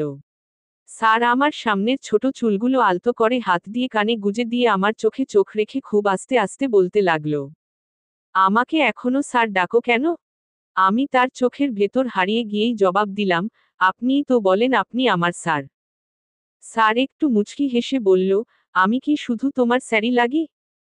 এতটুকু বলে স্যার ধীরে ধীরে আমার মুখের দিকে আগাতে লাগলো। খুব কাছে। তার নিঃশ্বাস আমার চোখে মুখে পড়ছে। আমি ব্লাশ করতে লাগলাম। চোখ বন্ধ করে ফেললাম। কিন্তু চোখ বন্ধ করতেই আমার সামনে ভেসে উঠল সেই মেয়ে স্যারকে জড়িয়ে ধরার দৃশ্য। মুহূর্তের মধ্যেই সবকিছু কেমন যেন হয়ে গেল। আমি স্যারকে একটা ধাক্কা দিয়ে ফেললাম। স্যার পেছনে তাল সামলাতে সামলাতে আমার দিকে আহত চোখে তাকালো। আমার চোখেও পানি এসে পড়ল। আমি পেছনে ঘুরে গেলাম। তখনই সবাই ফেরত এসে পড়ল। সবাই হেসে হেসে বলতে লাগলো তারা কি কি দেখল। আমিও মুখে একটা জোর করে নকল হাসি এনে রাখতে চাইলাম। তারপর যে যার গাড়িতে উঠে বসলাম। সামিয়া হড়বড় করে কথা বলেই যাচ্ছে। আমি আর স্যার দুজনই চুপচাপ। কেউ কারো দিকে তাকাতেও পারছি না। গাড়ি চলতে লাগলো। হঠাৎ সামিয়া গাড়ির ব্লুটুথে একটি গান ছেড়ে দিল। একটি সেট সং চলছে। সামিয়া চেঞ্জ করতে চাইল। কিন্তু হচ্ছে না। তাই ওটাই চলতে লাগলো। ইয়েহো দুরিয়া। ইন রাহো কি দুরিয়া। Musical note musical note musical note musical note musical note. নিগাহন কি দুরিয়া। হামরাহ কি দুরিয়া। Musical note musical note musical note. ফানাহ হো সাভি দুরিয়া। Musical note musical note musical note musical note. क्यों कोई पास है, दूर है क्यों कोई, जाने ना कोई यहाँ पे। Musical note musical note musical note. आ रहा पास या दूर में जा रहा। म्यूजिकल नोट जानो ना मैं हूं कहां पे। Musical note musical note musical note. ये हो दुरिया। Musical note musical note musical note ये हो दुरिया। Musical note musical note musical note musical note. গানটি শুনতে শুনতে আমি জানালা দিয়ে রাস্তার দিকে তাকিয়ে রইলাম। বারবার চোখটা ছলছল করে উঠছে। স্যারের দিকে একবার আর চোখে তাকিয়ে দেখলাম, স্যার বাম হাত দিয়ে ড্রাইভ করছে আর ডান হাতটি গাড়ির জানালার উপর রেখে মুঠ করে মুখে ধরে রেখেছে। তার চোখও লাল হয়ে রয়েছে। এর কিছুদিন পর স্যারের ভাই ভাবিরা চলে গেল। আজ আমাদের ভার্সিটিতে রিইউনিয়ন। অনেক বড় আয়োজন করা হবে। আমি সকাল থেকেই নীল রঙের শাড়ি পরে তৈরি হচ্ছিলাম। এত বড় অনুষ্ঠান বলে কথা, ভালো করে রেডি তো হতেই হবে। আমি আয়নার সামনে চুল আঁচড়াতে লাগলাম। তখন স্যার এসে আমার পিছনে। ভদ্রস্যার রাগী বর। পর্ব 10। রাইটার ইশরাত জাহান সুপ্তি। আজ আমাদের ভার্সিটিতে রিইউনিয়ন। অনেক বড় আয়োজন করা হবে। আমি সকাল থেকেই নীল রঙের একটি শাড়ি পরে তৈরি হচ্ছিলাম। এত বড় অনুষ্ঠান বলে কথা, ভালো করে রেডি তো হতেই হবে। আমি আয়নার সামনে দাঁড়িয়ে চুল আঁচড়াতে লাগলাম। তখন স্যার এসে আমার পিছনে আলমারির সাথে হেলান দিয়ে দাঁড়িয়ে বলল, বাব্বা আজ তো দেখি ভালো সাজুগুজু চলছে। আমি আয়নায় তাকিয়েই হাতে চুড়ি পরতে পরতে মুখ ভেঙ্গিয়ে বললাম, চলবেই তো। আজ কলেজে আমাদের সব সিনিয়ররা আসবে। কত বড় আয়োজন। সিনিয়রদের ঠিকমতো আপ্যায়ন করতে হবে না? স্যার চোখ বড় বড় করে বলল, তাই নাকি? তুমি আবার আপ্যায়নও করতে পারো? তা কি আপ্যায়ন করবে শুনি? আমি পিছনে ফিরে বললাম, সেটা আপনাকে বলবো কেন? বলেই একটা ভাব নিয়ে সেখান থেকে চলে আসলাম। আজ স্যার আমাকে দিয়ে আসেনি, ড্রাইভারকে দিয়ে পাঠিয়েছে। ভার্সিটিতে গিয়ে আমি পুরো বিস্মিত হয়ে গেলাম। এত দেখি পুরো চেহারা পাল্টে গেছে। এত ডেকোরেশন। আমার ক্লাসেরই একটি মেয়ে তিশা, ওর সাথে আমার খুব ভাব, একটু পর আমার কাছে এসে বলল, এত দেরি করেছিস কেন? শুনেছিস, আমাদের সেকশনের মেয়েদের উপর পড়েছে সিনিয়রদের আপ্যায়নের ভার। মাহমুদ স্যার বলে গেছে কোনো ত্রুটি যেন না হয়। তারপর মুখে একটা বিরক্তি ভাব নিয়ে বলল, বলতো এখন অনুষ্ঠান এনজয় না করে কি সিনিয়রদের পেছনে পেছনে ঘুরব? ওর কথা শুনে আমারও চরম বিরক্ত লাগলো। শুভ্র স্যারকে বলা কথাটা যে এভাবে সত্যি হয়ে যাবে কে জানত। আমি তো এমনিই বলেছিলাম। হলরুমে গিয়ে দেখলাম শুধু আমি আর তিশা না, আমাদের ক্লাসের সব মেয়েরাই চরম বিরক্ত। সবাই এত সাজগোজ করে এসেছে সেলফি তুলবে। আবার কেউ কেউ বফের সাথে হাতে হাত রেখে ঘুরে বেড়াবে। তা না করে এখন সবাই মিলে হলরুমে সিনিয়রদের জন্য ফুল, মালা, ব্যাচ আরও কত কি রেডি করছে। এই দায়িত্ব তো অন্য ক্লাসের মেয়েদেরও দিতে পারত। আবার শুনি বেস্ট সিনিয়র স্টুডেন্টদের নাকি ফুলের মালা দিয়ে বরণ করতে হবে গেট থেকে। উফ, রিইউনিয়নে এত কিছু হয় বলে তো জানতাম না। একটু পর আমাদের এক বেশ সিনিয়র প্রফেসর মাহমুদ স্যার এসে বলতে লাগলো, এই তাড়াতাড়ি কর। আজকে আমাদের কত সোনার টুকরো ছাত্র ছাত্রী আসবে, তাদের যেন কোনো আপ্যায়নে ত্রুটি না হয়। সবাই তাদের সাথে ভালো ব্যবহার করবে। তারা যা চায় তা দিবে। যদি শুনি কাউকে ঠিকমতো দেখাশোনা করা হয়নি তাহলে তোমাদের সব কয়টার আমি পরে খবর নিব। তারপর বাছাই করতে লাগলো কে কে ফুলের মালা দিয়ে বেস্ট সিনিয়র স্টুডেন্টদের বরণ করবে। তারপর আমার হাতেও একটা ফুলের মালা তুলে দিয়ে স্যার চলে গেল। কখন থেকে গেটে দাঁড়িয়ে আছি হাতে ফুলের মালা নিয়ে। এক এক করে সিনিয়ররা ঢুকছে।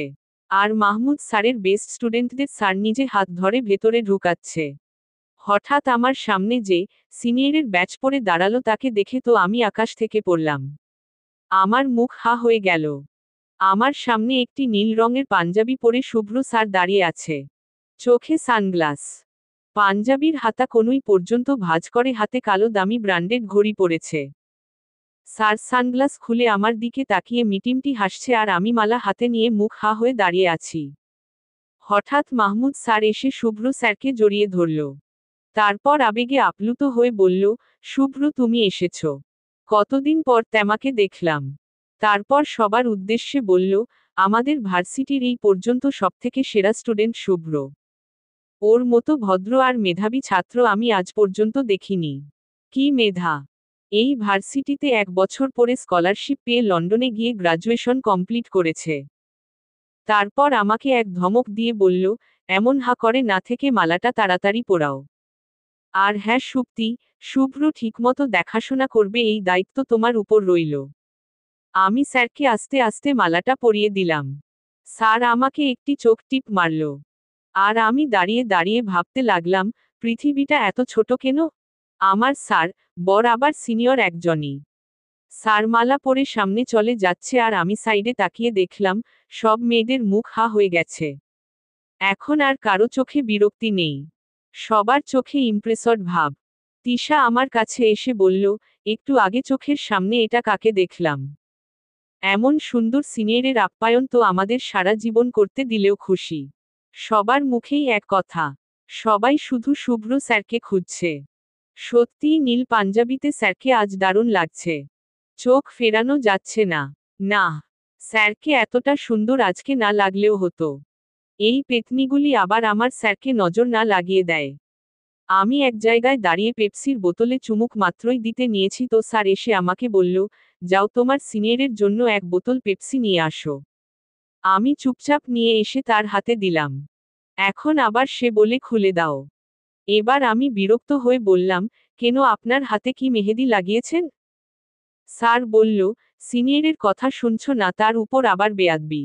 বলবো মাহমুদ স্যারকে? আমি তার কথা শুনে ভুরু কুঁচকে মুখ ফুলিয়ে তার বোতলটা নিয়ে মুখ খুলে দিলাম। তারপর তার হাতে দিয়ে আমার পেপসির বোতলে একটা চুমুক দিলাম। আরেকটা চুমুক দিব তার আগেই স্যার তার হাতের বোতলটা আমাকে ধরিয়ে দিয়ে আমার বোতলটা নিয়ে একটা মুচকি হাসি দিয়ে চুমুক দিয়ে চলে গেল। আর আমি ভাবতে লাগলাম সে আমার এটো করাটা কেন নিয়ে গেল? রিইউনিয়ন অনুষ্ঠানের প্রথমে ভার্সিটির প্রফেসররা একে একে লেকচার দিতে লাগল। মাহমুদ স্যার তো শুভ্র স্যারের গুণগান গাইতে গাইতেই শেষ। আমরা সবাই চেয়ারে বসে আছি। আর বোরিং বোরিং ভাষণ শুনছি। স্যার যেখানে বসেছে তার পেছনের সারিতেই আমি বসেছি। স্যারের একদম পিছনে বসেছে আমাদের ক্লাসের সবথেকে ঢঙ্গি মেয়ে রিয়া। আর ওর 3 সিট পাশেই আমি। রিয়া পেছনে থেকেও হা করে স্যারের দিকে তাকিয়ে আছে। আর একটু পরেই সেই বাহানা নিয়ে হেসে হেসে কথা বলছে।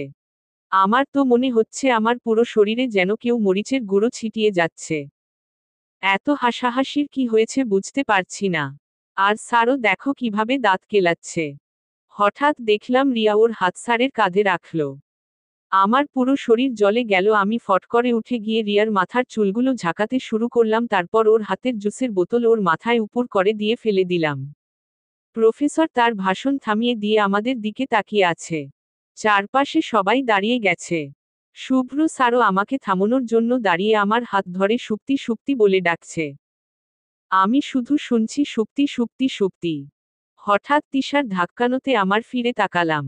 ও আমাকে বলল, কিরে এমন দাঁত কিরমির করে কি দেখছিস? কখন থেকে ডাকছি। তার মানে এতক্ষণ ধরে আমি কল্পনা দেখছিলাম। তাদের দিকে তাকিয়ে দেখলাম এখনো তাদের হাসি চলছেই। আমি রাগে সেখান থেকে উঠে বাইরে চলে আসলাম।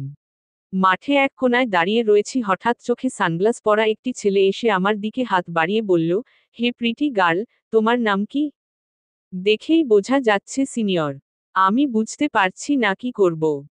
এভাবে কোনো ছেলের হাত ধরতে ভালো লাগছে না, কিন্তু সিনিয়র হ্যান্ডশেক করার জন্য হাত বাড়িয়েছে, না করলে অভদ্রতামি দেখায়। আমি অতি সংকোচে হাতটা একটু একটু করে বাড়াচ্ছিলাম, তখনই শুভ্র স্যার এসে সেই ছেলের বাড়িয়ে দেওয়া হাতে হ্যান্ডশেক করে বলল, কিরে রিফাত কি খবর? সেই ছেলেটি মানে রিফাত স্যারকে জড়িয়ে ধরে বলল, দোস্ত কতদিন পর দেখা। স্যারের পাশে আরেকটি ছেলে দাঁড়িয়ে ছিল। তাকে আমি চিনি। নাহিদ ভাইয়া, স্যারের বন্ধু। বিয়েতে দেখা হয়েছিল। নাহিদ ভাইয়া আমার দিকে তাকিয়ে বলে উঠল, আরে ভাবি যে। রিফাত নামের ছেলেটি চোখ থেকে সানগ্লাস খুলে অবাক হয়ে বলল, ভাবি? নাহিদ ভাইয়া বলল, হ্যাঁ, এই তো আমাদের শুভ্র বউ। কিন্তু ভাবি এখানে কেন? শুভ্র স্যার বলে উঠল, ও এই ভার্সিটিতেই পড়ে। রিফাত ভাইয়া বলল, ও তার মানে আমাদের জুনিয়র ভাবি। ভাগ্যিস আগেই বললি, আরেকটু হলেই তো আমি প্রপোজ করে বসছিলাম। বলেই সে হাসতে লাগল। শুভ্র স্যারের সম্ভবত কথাটি ভালো লাগলো না। তাদের দুজনকে বলল, ওই তোদের ওখানে কেউ মনে হয় ডাকছে। তারা দুজন চলে গেল। আমি ঠিক বুঝতে পেরেছি যে স্যার মিথ্যা বলেছে। তারপর আমাকে বলল, একটু পর কোথায় চলে যাও? খুঁজে পাই না। আমি মুখ ভেঙ্গিয়ে বললাম, কেন হাসাহাসি শেষ হয়ে গেছে? বলেই চলে যেতে নিয়েছিলাম, আর তারপরই শাড়ির সাথে পা লেগে হোঁচট খেয়ে পড়ে যেতে নিলাম। স্যার এসে আমার কোমরে হাত দিয়ে ধরে ফেলল। না হলে এক্ষুনি মুখ থুবড়ে মাটিতে পড়তাম। কোনোমতে ঠিক হয়ে দাঁড়ালাম। কিন্তু সমস্যা একটা বেঁধেই গেল। আমার শাড়ির কুচি খুলে গেছে। এখন কি করি? মুখটা কাদো কাদো করে কোনোমতে হাত দিয়ে শাড়ি সামলে রাখলাম। স্যার আমার অবস্থা দেখে বলল, কি যে করো না। তারপর আমাকে ধরে একটি কাছের করিডোরের চিপায় নিয়ে গেল। সব ক্লাস বন্ধ। তাই এখানেই দাঁড়াতে হলো। এখানে মানুষের ভালোই আনাগোনা। অন্য কোথাও যে যাব, এই অবস্থায় তা সম্ভব না। আমি চিপায় দাঁড়িয়ে কুচি ঠিক করতে লাগলাম। স্যার পেছনে মুখ করে আমায় আড়াল করে দাঁড়িয়ে আছে যাতে কেউ দেখতে না পারে। এমন পরিস্থিতিতে কখনো পড়িনি। কেমন যেন লাগছে। তাড়াহুড়োয় কিছুই ঠিক করতে পারছি না। তার উপর জামদানি শাড়ি বিধায় একা একা কুচি ধরতেও পারছি না। সকালেও স্বামীয়া ঠিক করে দিয়েছিল। স্যার একটু পর বলল, কি হলো? তাড়াতাড়ি কর। আমি কাঁদো কাঁদো করে বললাম, পারছি না। স্যার এবার ফিরে আমার দিকে মুখ করে দাঁড়ালো। তারপর আমার সামনে হাঁটু গেড়ে বসে নিচু হয়ে শাড়ির কুচি ঠিক করে দিতে লাগলো। আর আমি তার দিকে তাকিয়ে রইলাম। স্যার কুচিগুলো সব ভাঁজ করে আমার হাতে দিল। আমি তারপর আমার কোমরে তা গুজে নিলাম। কুচি কোমরে গোজার সময় শাড়ি ফাঁক হয়ে কোমরের খানিক অংশ বের হয়ে গেল। স্যার তা দেখে লজ্জা পেয়ে চোখ সরিয়ে নিল। আর আমি তো লজ্জায় খুনি হয়ে গেলাম। তাড়াতাড়ি আঁচল ঠিক করব তখনই কিছু ছেলে এখানে আসছিল বলে স্যার আমাকে আড়াল করার জন্য একদম আমার কাছে এসে পড়ল। যখন হঠাৎ দুজনেই বুঝতে পারলাম আমরা এত কাছে, তখন একে অপরের মুখে চোখ পড়তেই আমরা যেন কোথাও আটকে গেলাম। স্যার আমার চোখের দিকে তাকিয়ে রইল আর আমি স্যারের চোখে। দুজন যেন চোখের গভীরতায় হারিয়ে যাচ্ছি। পাশ থেকে হালকা হালকা বাতাস আসছে যার ফলে স্যারের সামনের কিছু চুল বারবার কপালে এসে পড়ছে আর আমার সামনের চুলগুলো পেছনের দিকে উঠছে। মনে হচ্ছে কেউ মনের ভেতর সুর বাজিয়ে দিচ্ছে। আমাদের দুজনকে কেউ যেন স্ট্যাচু করে দিয়ে চলে গেছে। আচ্ছা, একেই কি বলে চোখে চোখে কথা বলা? বিকেলে শুভ্র স্যার আর তাদের গ্রুপের আরও বেশ কিছু ছেলে গোল হয়ে বসে আড্ডা দিচ্ছে। আমি দূর থেকেই দেখছি। স্যারের কাঁধে একটি গিটার। সবাই সড়কে গান গাইতে বলছে। স্যার আমার দিকে এক পলক তাকিয়ে মুচকি হেসে গিটারে সুর তোলা শুরু করল। তারপর আস্তে আস্তে মুখ দিয়ে সুর তুলে গাওয়া শুরু করল। হুমম হুমমম। হু মিউজিক্যাল নোট মিউজিক্যাল নোট হুমমম। হুমমম। হু musical note musical note musical note musical note. এতটা কাছে, তবুও কেন আড়াল? Musical note musical note musical note. কোন সে ভুলে আজ এ দ্বিধার দেয়াল musical note musical note musical note. থামিয়ে আধার সময়ে musical note musical note musical note musical note. চাইছে তোমায় হৃদয় musical note musical note musical note musical note. আমি ধীরে ধীরে স্যারের দিকে আগাতে লাগলাম। মনে হচ্ছে যেন সবকিছু থেমে স্লো মোশনে চলছে। আমি আর স্যার ছাড়া যেন এখানে আর কেউ নেই। বাতাসেও যেন সুর বইছে। আর এর পরের লাইনটা যেন আমার মনই গেয়ে উঠল। ভালোবাসি, তাই কাছে আসি। Musical note musical note musical note. ছুঁয়ে আছো এমন তুমি এখনো musical note musical note musical note. ভালোবাসি, তাই কাছে আসি। Musical note musical note musical note. হারাবে না এই পথ, জানি কখনো। Musical note musical note musical note. সবাই স্যারের কাছে গিয়ে জড়ো হচ্ছে। আর স্যার চোখ বন্ধ করে গিটারে সুর তুলে যাচ্ছে। তার মুখে এক লাজুক হাসি। হঠাৎ আস্তে করে চোখ খুলে আনমনে তাকিয়ে গেয়ে উঠল। মিশে আছো তুমি, চেনা অনুভবে musical note musical note musical note. ভুলে যাব আজই কেন তবে? Musical note musical note musical note. খুঁজে দেখ যদি পিছু অভিমানে musical note musical note musical note. প্রিয় স্মৃতিগুলো কাছে টানে musical note musical note musical note. বেঁধেছিলে আমায় অনুরাগে musical note musical note musical note musical note musical note musical note.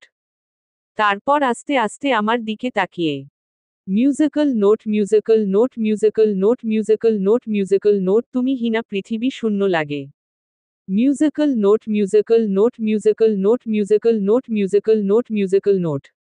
ভালোবাসি তাই কাছে আসি musical note musical note musical note musical note. ছুঁয়ে আছো এমন তুমি এখনো musical note musical note musical note musical note.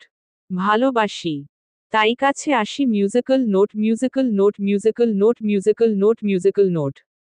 হারাবে না এই পথ, জানি কখনো musical note musical note musical note musical note musical note. আমাকে হারিয়ে যাওয়া থেকে ফিরিয়ে আনলো সকলের হাততালি। সবাই হাততালি দিয়ে শুভ্র শুভ্র করে চেঁচাচ্ছে। সবাই এক জায়গায় জড়ো হয়ে গেছে। সত্যি স্যার এত সুন্দর করে গানটা গাইল কি করে? অসাধারণের থেকেও বেশি। সন্ধ্যার পরে কনসার্ট শুরু হলো। সিঙ্গার আনানো হয়েছে বড় বড়। তারা ব্যান্ড বাজিয়ে গান গেয়ে যাচ্ছে। আর সবাই লাফালাফি করছে। আমার হঠাৎ ওয়াশরুম যাবার প্রয়োজন পড়ল। তিশাকে যে নিব ও নেচেই যাচ্ছে। কথা শুনছে না। এত জোরে জোরে গান হচ্ছে যে কানের কাছে কিছুই শোনা যাচ্ছে না। তাই আমি একাই ওয়াশরুমে গেলাম। ওয়াশরুম থেকে বের হতেই আমার পথ আগলে দাঁড়ালো আসিফ। আমার এক ব্যাচ সিনিয়র। ভার্সিটিতে আসার প্রথম দিন থেকে আমার পিছনে পড়ে আছে। আমি কখনো পাত্তা দেইনি। ওকে এইখানে এভাবে দেখে আমি তাড়াতাড়ি অন্য পাশ দিয়ে চলে যাচ্ছিলাম, কিন্তু সেখানেও সে আমার পথ আগলে দাঁড়িয়ে একটা শয়তানি হাসি দিয়ে বলল, কি হলো সুপ্তি, আজকে আমার থেকে কিভাবে পালাবে? এই নিরিবিলিতে আমাদের ডিস্টার্ব করতে কেউ আসবে না। আজকে তোমাকে যা লাগছে না। ওর কথা শুনে আমার গায়ে কাঁটা দিয়ে উঠল। ভীষণ ভয় লাগছে। আমি আবারও চলে যেতে নিলে ও আমার হাত খপ করে ধরল। আমি হাত ছুটানোর আপ্রাণ চেষ্টা করছি, কিন্তু পারছি না। খুব শক্ত করে ধরেছে। আমার হাতের কাছের চুড়িগুলো ভেঙে হাতের ভেতর ঢুকে যাচ্ছে। খুব ব্যথাও লাগছে। আমার চোখ দিয়ে অনর্গল পানি পড়ে যাচ্ছে। এই শব্দের ভেতর কেউ আমার চিৎকারও শুনছে না। ও আমার হাত ধরে কোথাও নিয়ে যাওয়ার জন্য টান দিতেই আমাদের সামনে এসে কেউ চলবে